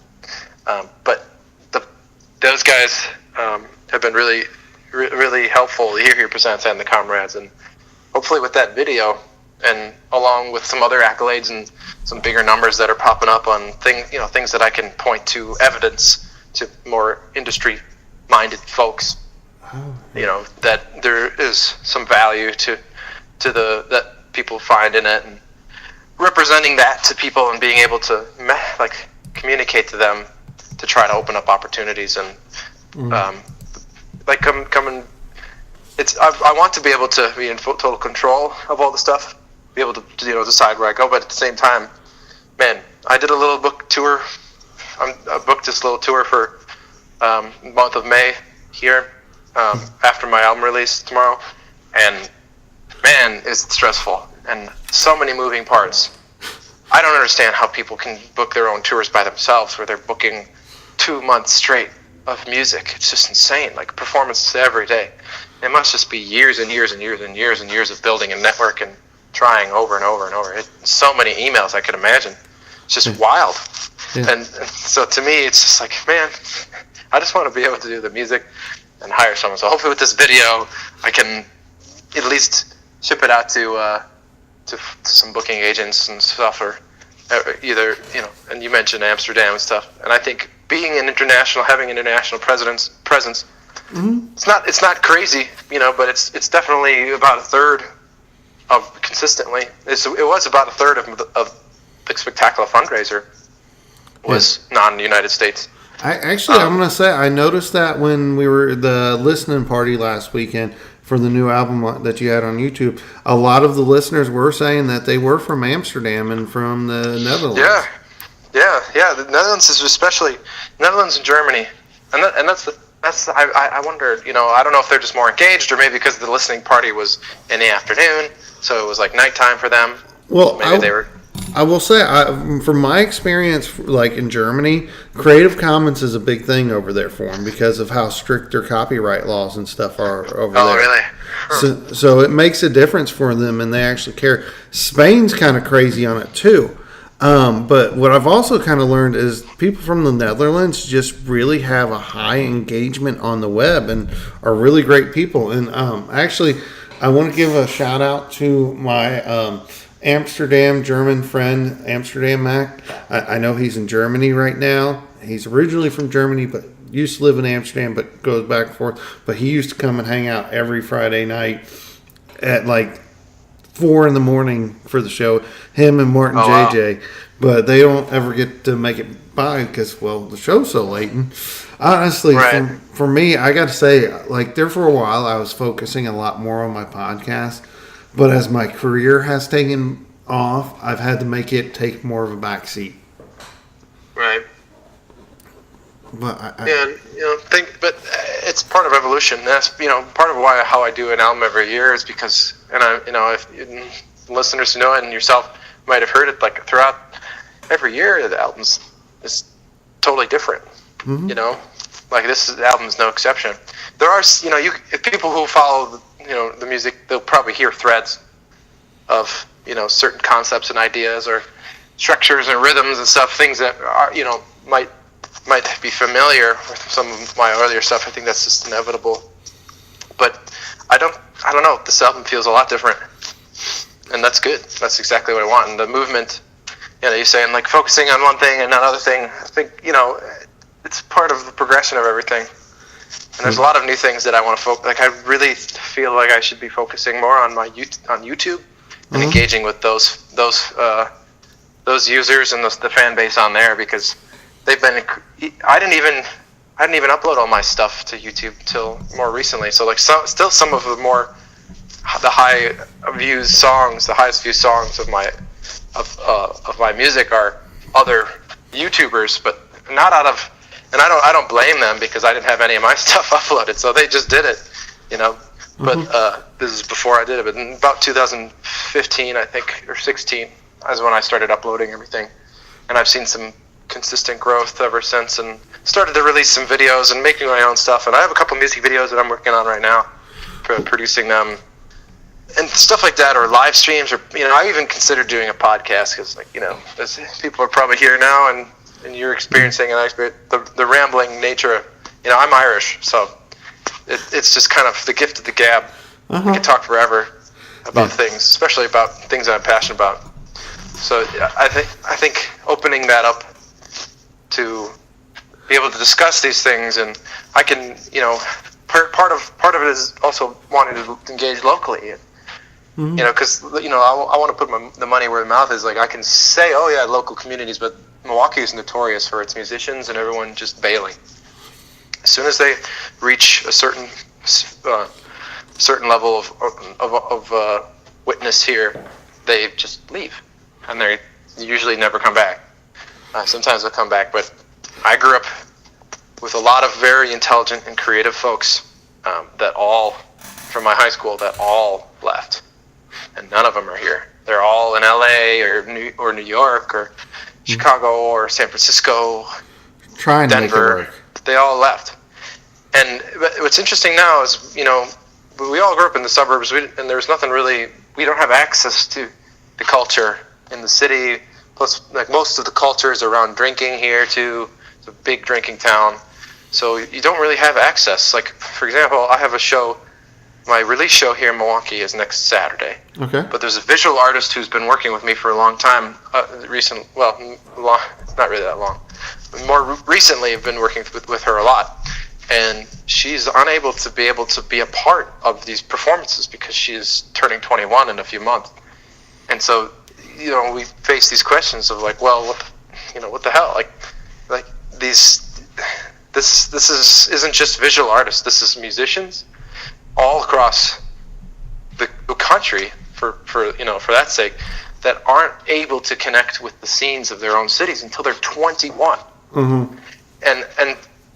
that's just, I think that does so much damage to to the fabric of these scenes. You know, like especially ones that might have a lot of potential, but don't have the oomph because there's no pipeline from. You got to start early. You know, you got to get these kids engaged and involved in the city, and that's. I did not have any of that. I kind of just stuck around and finally found out the gems that we have here in the city. But just because I was here, kind of because it was cheap rent here, you know, and I have already had a network here to try to create something. Well, I'm going to say the whole thing about living in the city and everything. Mississippi has actually a huge problem that as soon as a kid graduates college, the very first thing they do is get a job out of state. Yeah. And it's ridiculous how much of our educated youth is leaving the area and just saying, oh, I want to get out of here. I have to get out of here. I hate it here. I got to get out. And if everyone's doing it, maybe it's fine because how many people come into Mississippi? I don't know. Not many. Yeah. I think a lot of them they all go to all those cities I just mentioned. Mm-hmm. But it's kind of eating itself now because some of my friends are starting to leave and they're starting to not be able to survive in New York, you know. Yeah. Or my friends in San Francisco are fine because they're all tech dudes, so they're making plenty of money. Well, but I went to the last couple of times I've been to LA and New York. It's just like I meet people who are musicians or like dancers or actors, and it's like, oh, I'm an actor. I do this stuff. It's like, but like, how do you survive? Because you sure as heck are paying $2,000 a month with your acting job, unless you're, you know what I mean? Like, you'd have to be fucking hustling every day when you're acting to make that happen. And but everyone has to have 2 or 3 jobs, 2 or 3 side jobs. No one's got healthcare. Everyone's just by the skin of their teeth. Yeah, that's always why I wanted to call bullshit on Friends. How did those people afford that apartment? How? Yeah, man. Yeah, there's a lot of that. There's some. I saw a meme. You know what that meme of? There's a butterfly comes and the guy's got his hand out and stuff. Oh yeah, it's like, is this something? Is this? Yeah. So this person, it's like it was labeled as teenage girl, and the butterfly was friends, and the caption was, "Oh, is this culture?" And it's like, well, yeah. I mean, I know so many people who their culture is around, you know, and that's just another fascinating part about the internet and about how, part of this resurgence is Netflix has, put Friends on, and my little sister and all her friends watch it, and they're like, oh, this is what college is like, or this is what, post-college life is like, and it's romanticized about all this stuff, and, I don't think there's anything wrong with Friends. Like, I'm not trying to. No, but I get what you're saying. But it can. People can replace, and that's what part of the issue with the local community and stuff. It's like, it's good to have these awesome programs. Friends obviously has reached success because its ability to connect with people. Mm-hmm. Like and I'm not doubting that at all, but people can become consumed by some of that stuff, and if everyone no one even knows their neighbors' names, mm-hmm. but they could tell you every single fact about these big people on the show. Well, and I don't know if that's bad or good or. I hate to say it. I've been at my house for a year. I don't know my neighbors yet. I have not met any of them. Although we do. I know my one neighbor. That's it. I know people in the community, but I don't know my. Yeah. But no, we nicknamed my neighbors Fred and Ethel. Yeah, I think it's just a shift and change. Like when you have a tool like the internet, mm-hmm. you can kind of pick and choose your friends because you can access them at any moment. Yeah. Like I'd read, and it's evident across everywhere when someone's in a situation when you're not in a place, you're like, this place is boring. Why am I here? Or like, this isn't my idea. It's so easy to just hop on your phone and just talk to a friend. Oh yeah. Or just surf Reddit or just surf whatever and just. Yeah. Or anonymous. Just communicate with people through that. And like I said, I don't think this is necessarily a bad thing, but it's just don't throw the baby out with the bathwater with some of this stuff. You know, like look, I think there is something to face, and you know, speaking from a performance aspect, like for performers, mindset is like I witness it. I witness that power. Like I feel it when I'm on there, and I can feel people connecting. I can feel people like, and it's something truly magical. And you can't do that over. You can create a connection over the internet. Like obviously, I was just talking about my entire reason why I'm doing this music now is in part because of the great communities online, mostly anonymous, right? Like I don't know who most of these people were by it, like at all. I've never met them, you know.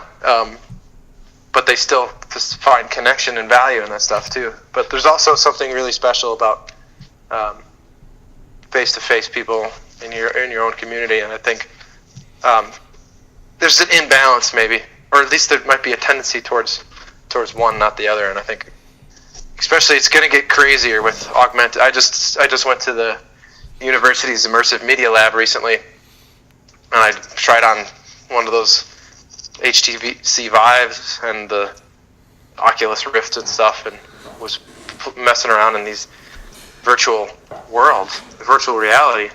And it was crazy, man. Like, it messes with your brain so much. Like, and this is just the beginning. Yeah.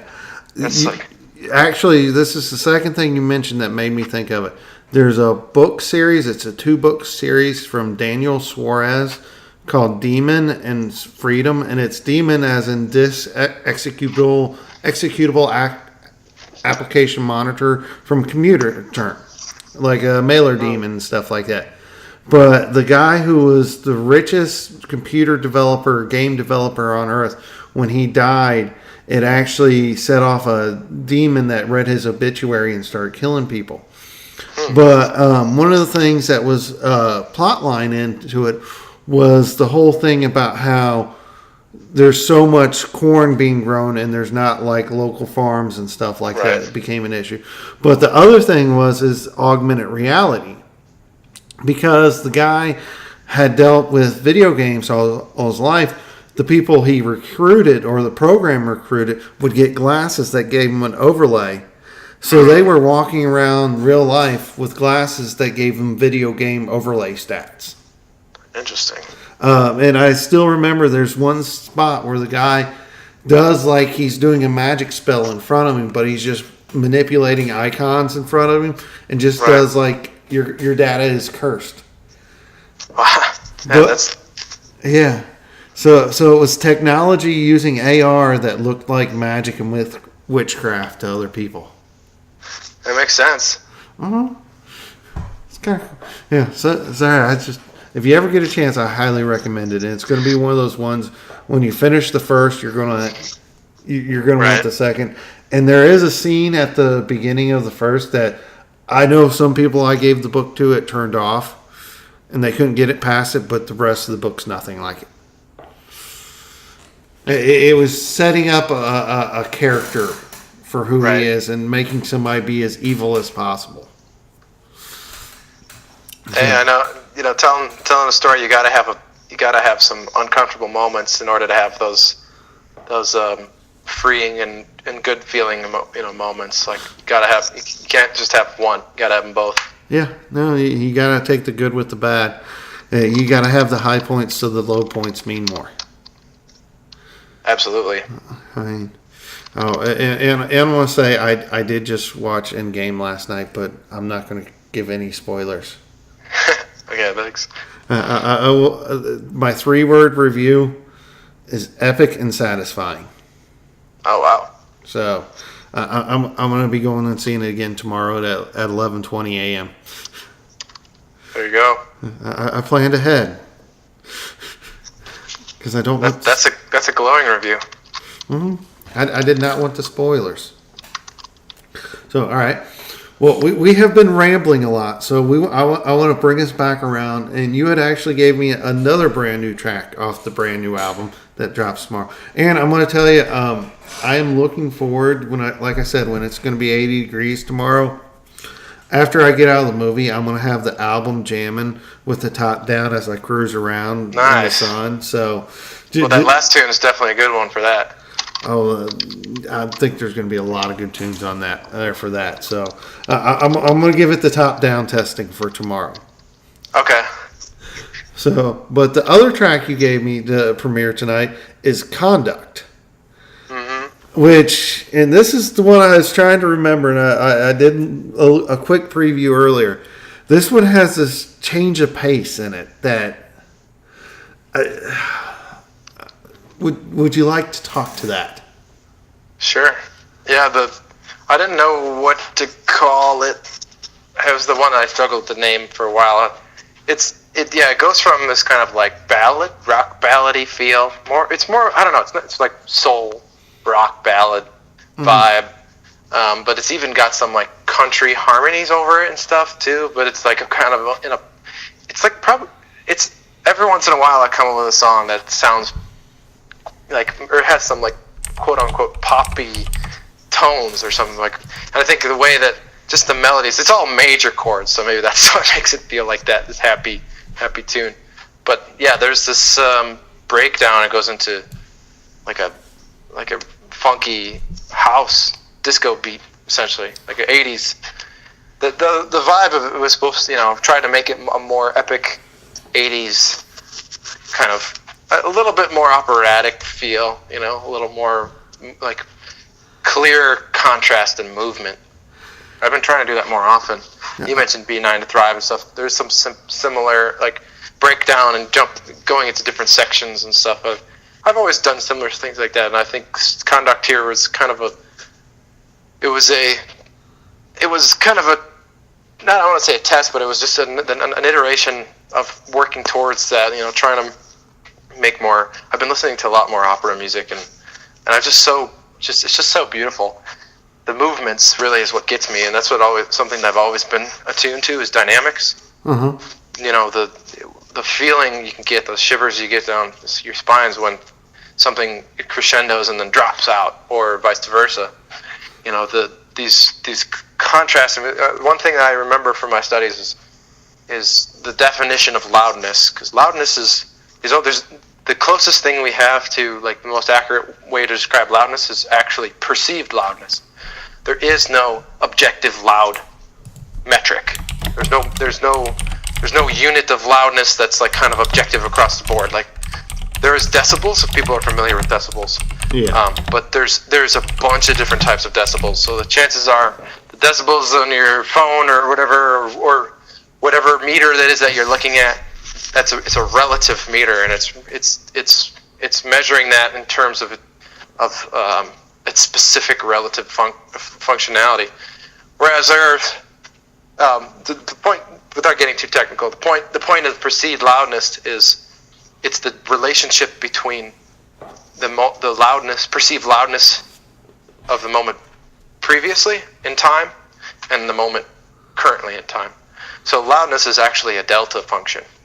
It's not actually like here's this one moment, how loud is it? The way that people you could find values and stuff to measure that with digital machines and with digital instruments and stuff, or even analog instruments, you can find certain things. But when it comes to human cognition, the perceived loudness is dependent upon time and the delta of the change in the perceived loudness. So that kind of stuck in my brain as like a more wonky way of me like understanding how that drop, right? When you listen to a lot of stuff, there's a drop, you crescendo and a drop, and that's what's happening is you're tickling those cognitive functions of human capacity to hear dynamics. It's something I try to express to the comrades too, and other musicians who ask me about how I write music and stuff. And that's one of the main tenets is you keep people's attention by playing on those things. Like you play on loudness, you play on the dynamics. It's always been there. If anyone who knows, I'm sure everyone's heard a song where it's quiet in one part and then it's loud in the next part and it's quiet. Mm-hmm. And those things is what really brings life to it in a way. And the life really is just it's kind of a hack in your cognition where humans are made to be listening from moment to moment, and when something changes in loudness, our natural instincts are to listen. Yeah. Because it could be something. From my understanding, if you take an evolutionary argument, if something all of a sudden becomes loud, you want to know what the heck that thing is. Yeah. Chances are it's not good. Yeah. Well, and I want to take that other way because I've always said that sometimes the loudest noise can be an unexpected silence. Oh, yeah. That's deep. Like just going from where you're expecting noise to all of a sudden just nothing. Right. And that, there's a parallel in that I've learned it's not the notes that you play, it's the notes that you don't play. Yeah. That's the classic. I forget who said that. I think it's some jazz musician said that. I can't remember who. It's something I've been trying to articulate to some of the band members that I play with too.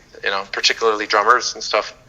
I have is like it's so much more fun to just be going crazy on the drums for some people, but when it comes to the vision of songwriting that I have and all the songs that I listened to growing up and stuff, like those simple drum beats and simple dynamic changes are just so powerful. Uh-huh. So that's kind of what I try to do with this conduct, is not just the loudness thing, because all of these songs are mastered in a way where the loudness is very similar. So that there are big changes in volume, but like the overall things isn't very drastic. Like you're not going to be like having to turn it up one moment and turning it down another moment. It's all balanced, but stylistically and action and volume wise, like this song takes a drastic change, and in mood and temperament, and it's kind of a journey. The whole song is a narrative. There's multiple sections, and they all kind of represent different stages and positions in kind of this narrative thought of and the whole idea of conduct is, I saw it as anyone can interpret it as conduct, or you could interpret it as conduct, or like something like conduction. So conduct meaning your ethics or your moment to moment decisions, the conduct that you have, and that's kind of pretty apparent in the lyrics. But then there's also this conduction idea of connecting. It starts off with a thunderstorm and the ideas of storms and how ideas can become conductive, and how what's conductive, the idea or the people or the means by which people communicate to each other. So there's a lot of different ways to interpret it, of course, with a lot of things. But the main thing being, it's just one of those, a lot of songs I write where it's very kind of positive messaging about, there's a line in there about, it doesn't mean you're weak if you just want to cry. It means that you're human and wondering why. And it's just like something like that where it's okay, like the way you conduct yourself, it's okay to be, certain things are okay to feel. It's okay to feel, and it's okay to be human. You don't have to be in this all alone. That's another line is that it's about don't have to be lonely to be alone. Like it's not necessarily the case, and you can interpret that in multiple ways too. And like it's okay to be by yourself, and it's okay to be lonely, and you don't have to be alone. Or there's all those ideas kind of come crashing into this song, and it turns into a funky dance party. so that's always good. Matt, that comes from all the music of me, all the music I listened to growing up, of Riding the Love Train and funk music and soul music and stuff that was just incredibly positive messaging in really difficult times. And I think that we're experiencing similar times now, I think, again, or maybe we never didn't, but I think people need to hear positive things. And a lot of these songs that I write with these positive messaging is really just me writing it to myself. It's like me trying to like actually make these things, drill them in, these things I read about and these concepts and morals and ethics that I believe in. If I can write a song about them, then maybe I can manifest them in my own life. And then by extension, people can do the same, And so that's kind of what this song is more or less about. And there's probably more to it, and it probably will change in a month. but that's what it means right now. And I'm actually learning that with the comrades right now. So on our little tour, we'll be able to play this song. Nice. We got three-part harmonies for the performances. I'm very excited about that. We got the female singer from I Don't Mind It. She's going to be playing. Nice. She was there at the live stream on the couch. Okay, which one was she?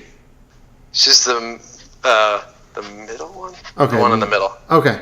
All Monica, is her name. Okay. But yeah, she, very, OG. I knew her since I was a kid.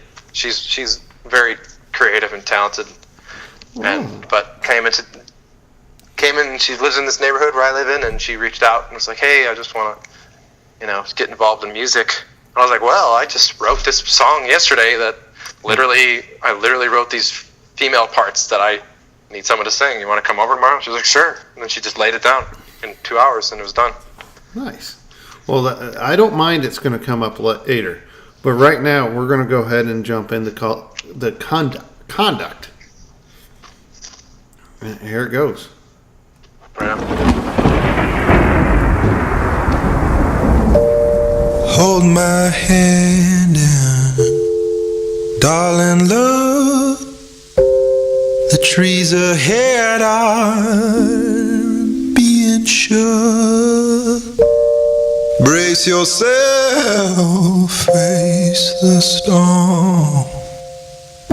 Soon you'll be safe and warm. Friends and lovers, please be aware. The rain ahead is quite a scare. Stick together, don't be afraid. Soon we'll have our peace reclaimed.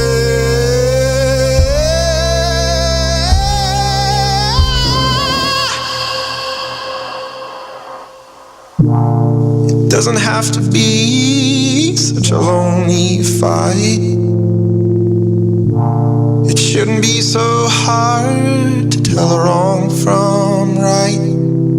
Wrong from right. It doesn't have to be such a lonely fight. It shouldn't be so hard to tell wrong from right.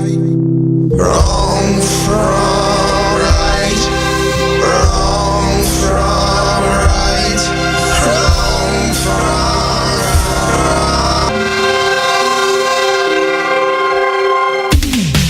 You don't have to be lonely to be alone.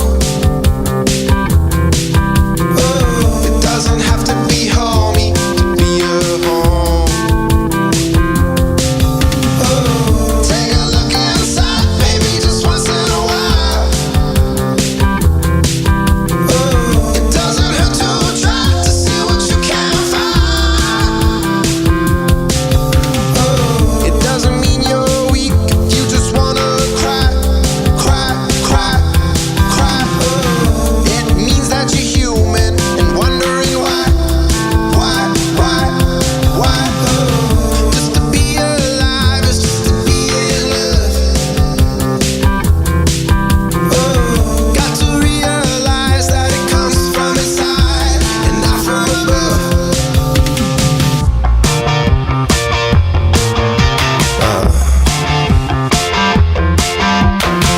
And come on over to a place in the sky.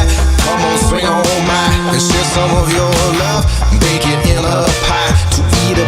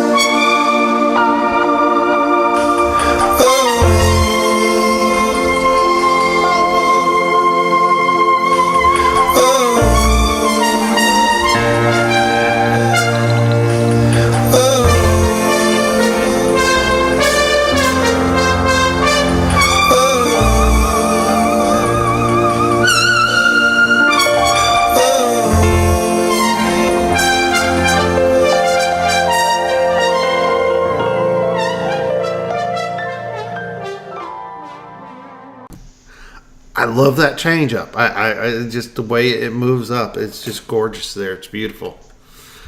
Thanks, man. Yeah, I like that too. I love how your music has changed and grown over the years.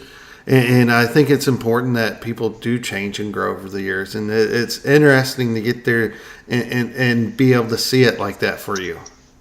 And like to go back and listen to the different albums that kind of... And I know we talked about that some last time. So do you still get the same thing where sometimes songs later down the year will mean something different to you? Definitely.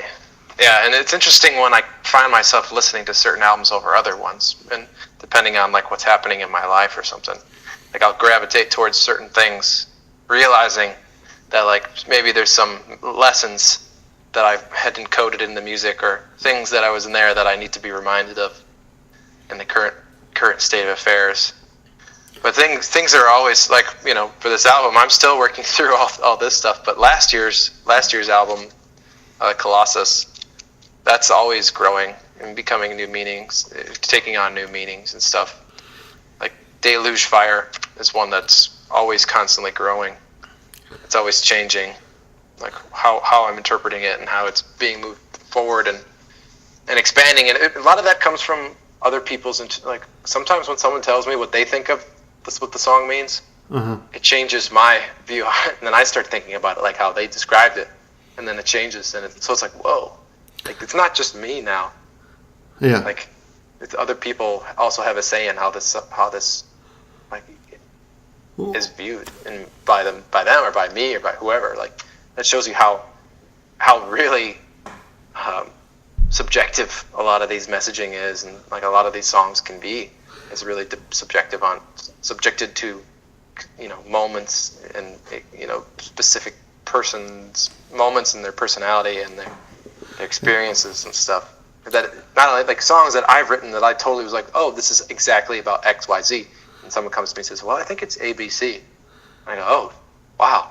And then, you know, as the months go by, all of a sudden I start to absorb A, B, and C as they're just with XYZ, or sometimes XYZ. You know what I mean? Like, so it's crazy that's, you know, even though I intended certain things, they can change even based on other people's interpretations. That's kind of cool. It's neat how music is that personal to people. It really is. That's what, you know, first experience I had, that was someone sending me an email of paragraphs of it, you know, just like what the song means to them. And, you know, I get that occasionally still now, you know, like either YouTube comments or someone will email me or someone will just message me on Facebook, like how much songs mean to them, and it's just like how it helps them, and that's what gets me. That's you know, people ask me, you know, what I define success as and stuff, and like that, honestly, as a musician, that's the pretty baseline of success. Like if you can connect with someone and you can be a conduit for a positive or not so positive, you know, anything, just really just like any real connection is powerful, and that's all I could ever ask for. Actually, and it makes me think of the movie Almost Famous. When Lester Bangs is talking to him at the beginning. And I just saw that movie like 2 weeks ago, actually. And he says something about it. It's about that connection. It's about that feeling and stuff like that. And no, I can definitely understand that because, like, I love driving around with your music cranked with the top down and just jamming out, and like, I don't know. I love that too. It's fun. It is. I gotta say, I look like a giant in my Miata, but I love driving around with the top down. It is absolutely. Yeah, it's a good car, man. It's my favorite thing to do ever. I do want to lift it. I want to put about 2-3 inch lift and some off-road tires on it. I want to be that type of redneck. I do live in Mississippi and Jackson, where we have some of the worst roads on earth. When in Rome, man. You got to do it. I was When I first moved to Mississippi, and everybody's like, "Oh, the roads in Jackson are really bad. They're really bad. They're really bad." And I finally got to Jackson, Mississippi, and I thought people were exaggerating on how bad the roads were. They have birthday parties and celebrate Christmas with the potholes.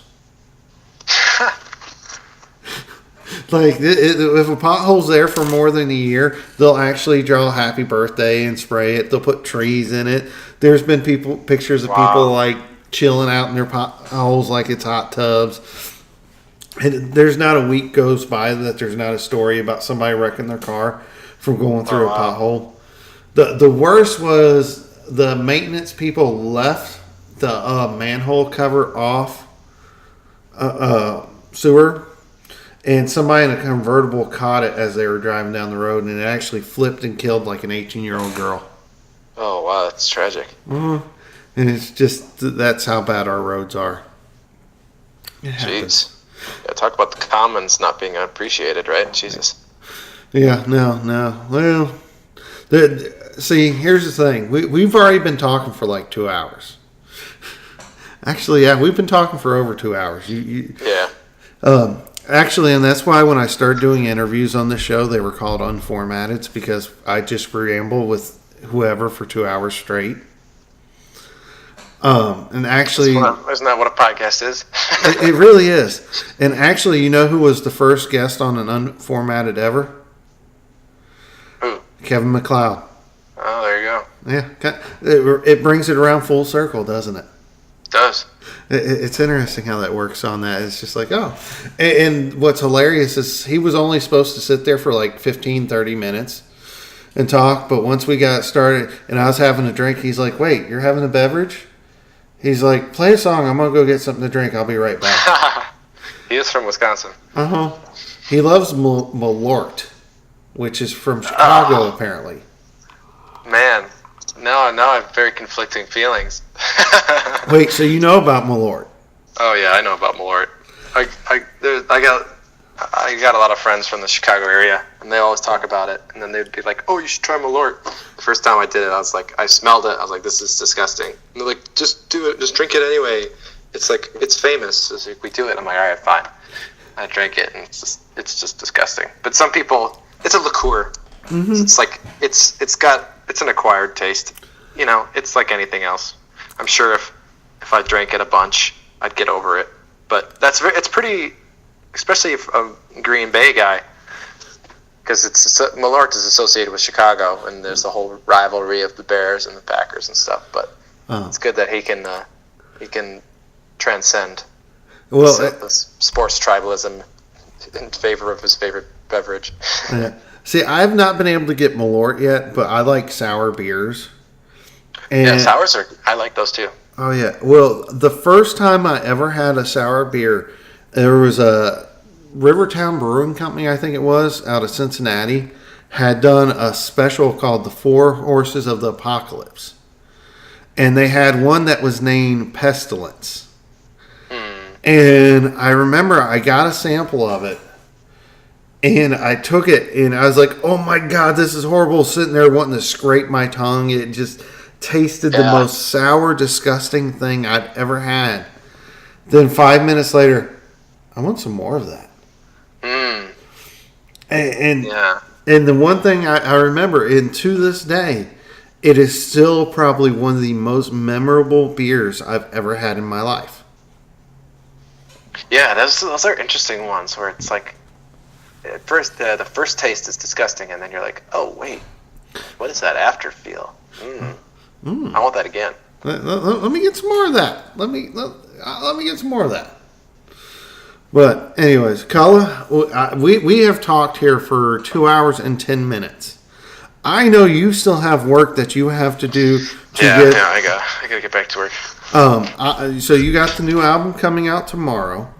I still have to finish the top 10. We're still in the middle of the top 10. So, but I knew it was a bonus. So, people, actually, the chat has been listening and they have been loving the interview. So, I really thank you and appreciate you coming out. As far as listening, we got 3 hours and 16 minutes till that drops on Cullah.com. Nice. So tell people, what is the best way to support you? Like, to make sure you get to keep doing this, that you get to become a full-time musician, following the dream, living the dream. What do they have to do that? Help you do that? Well, I'd say number one is just listen. If you can listen in many different ways, either Spotify or you can go to my site and download the MP3s. But then if you want to go further from that, you can either just buy some stuff from my shop, which I just set up, or you can go and there's still crowdsourcing my album. It's coming on 3 hours, but I'm going to probably leave it up for a little bit, but until I transition to the next year's one. Hopefully this will just be a yearly cycle and hope to be able to streamline it. But if that's all confusing and just want to be able to contribute, I just added the donate page back again to my site in the meanwhile. So there's a few ways to do it. Buying it on iTunes or Apple Music is always a great way to do it, or just backing it on my site. You just go to Cullah.com, or you can join the Patreon and you can have access to like all the patrons were able to be listening to, like Turn Tail and Run. They heard that song, or at least part of it. They heard, because it was like one of the first iterations. They had heard it months and months ago. So that's one of the perks of Patreon.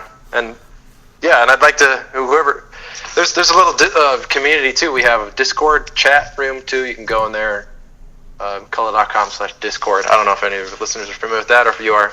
That's a nice little community they're trying to build around the music and stuff. So that's part of me trying to engage more with people, person to person. Actually, it was set up by a Dutch guy.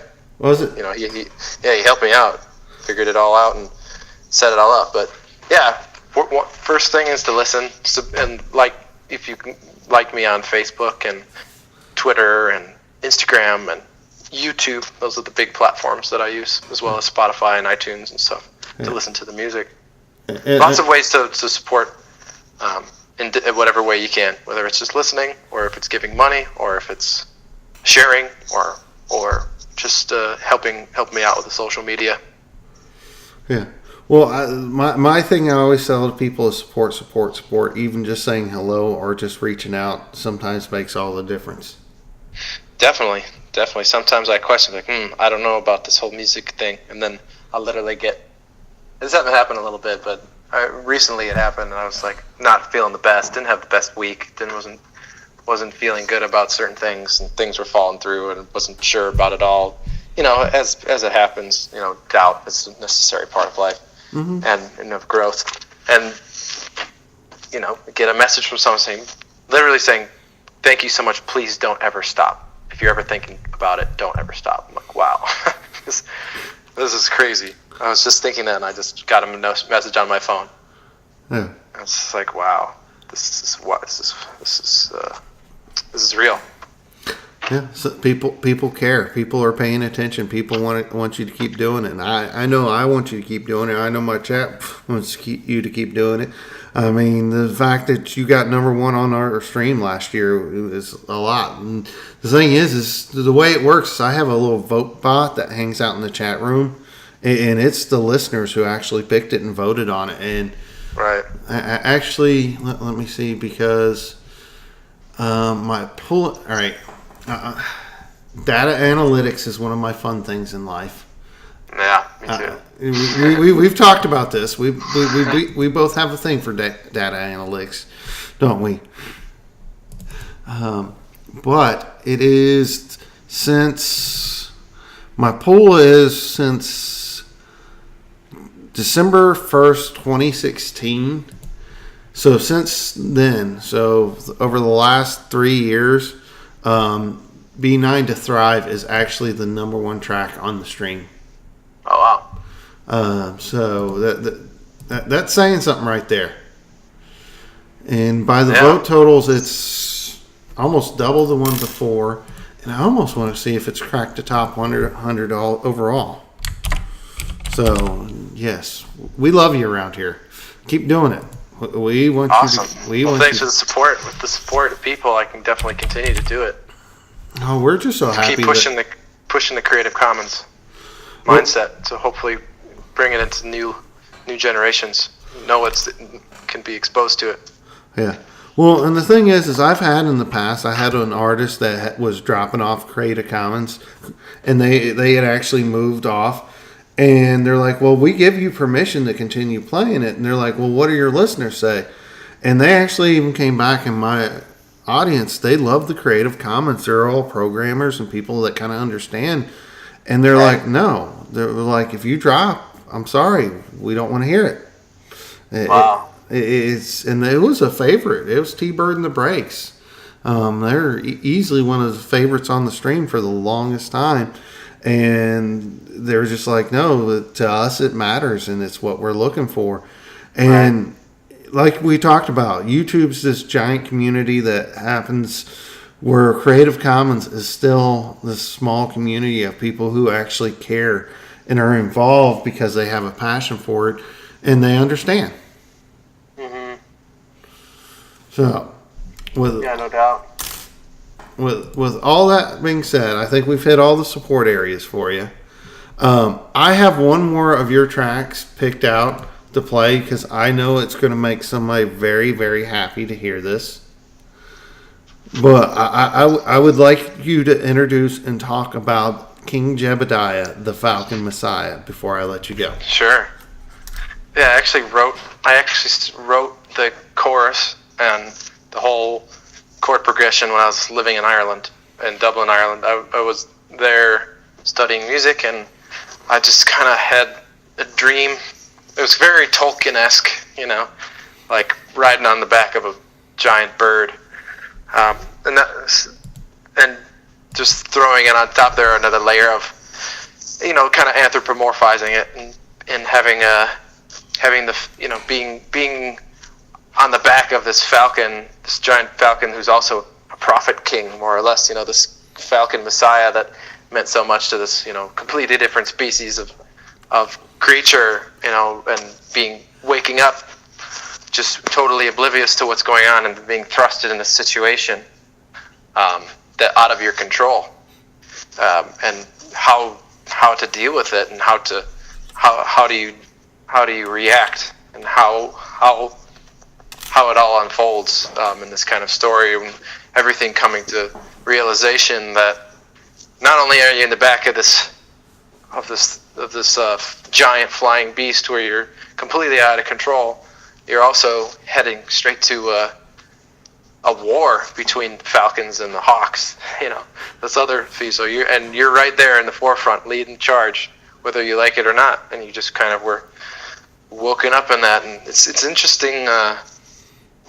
It's just kind of an interesting metaphor, maybe for that's a song that is definitely definitely one of those songs that I'm not so quite sure. There's a lot of interpretations that can be said, and someone had spoken to me about that because I had written that last year for Colossus, and someone had mentioned that Jebediah might represent just the hopes and dreams of myself, and of me being on the back of it is kind of me being on the back of this new endeavor. It feels like this wild ride of like surreal, total lack of control, and kind of just come to terms with that.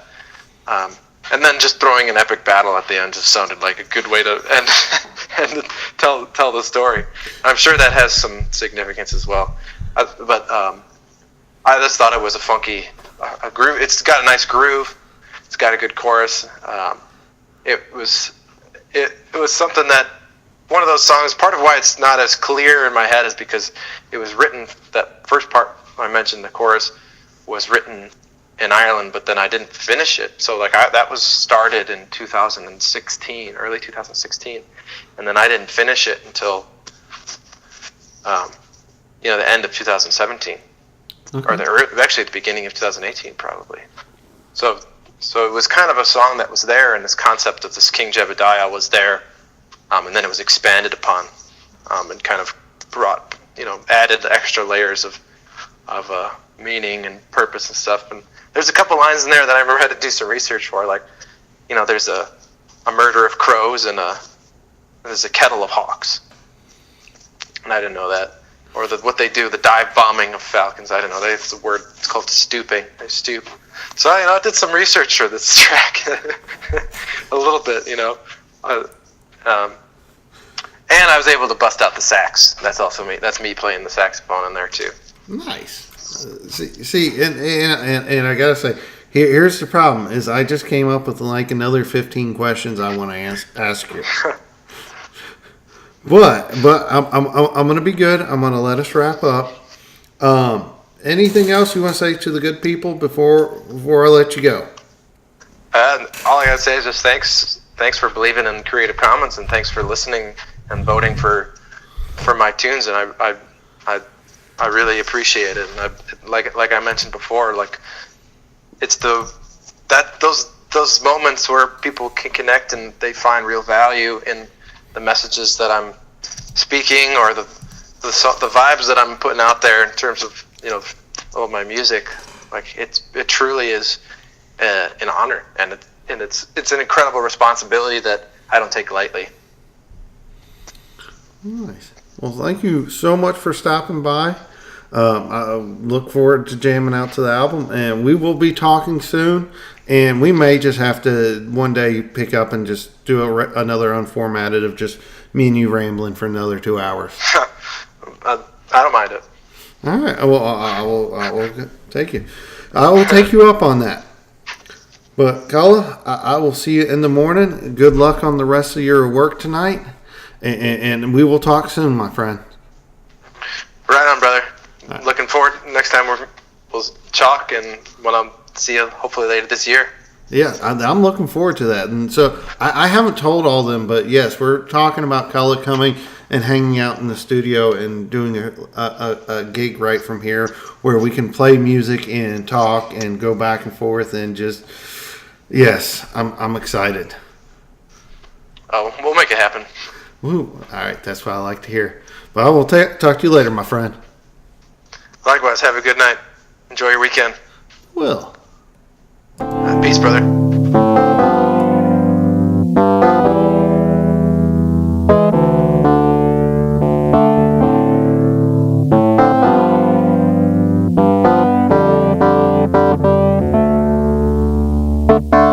When you wake up one morning and you realize, all groggy and misty-eyed, that you're flying right through the sky on a falcon named Jebediah.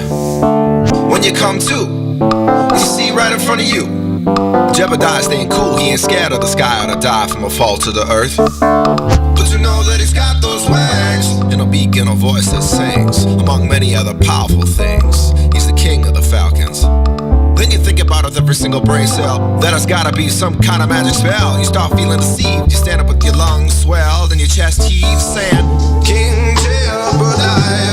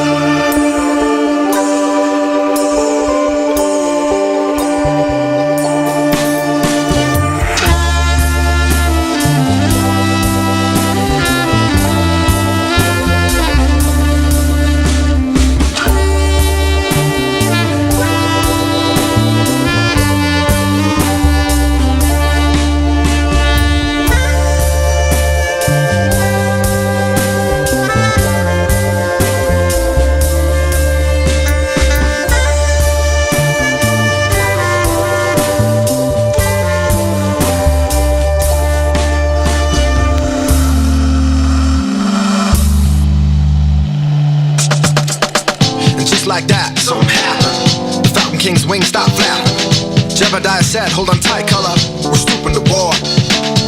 Then everything around me got weightless. Even if I tried, I couldn't escape this. So I fastened my arms around Jebediah's neck, then we fell to the ground at the speed of sound. And just like that, something else happened. 50 fighting falcons started passing, war ready from head to talon. A large eyes in the intense mist. A kettle of hawks fighting fire with stone. And King Jebediah tried to topple his throne.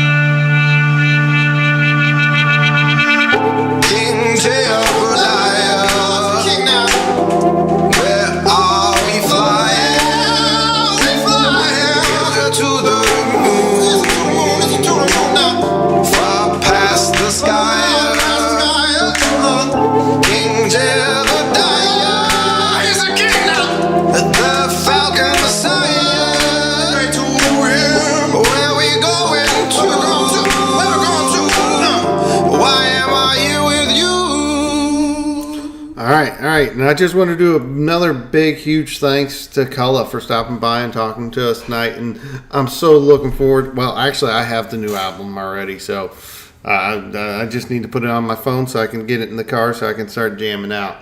But you guys are going to have to wait another 3 hours to hear it. So he's finishing getting the posted so he can get it there. But we're going to continue with the top 10, and I'll go ahead and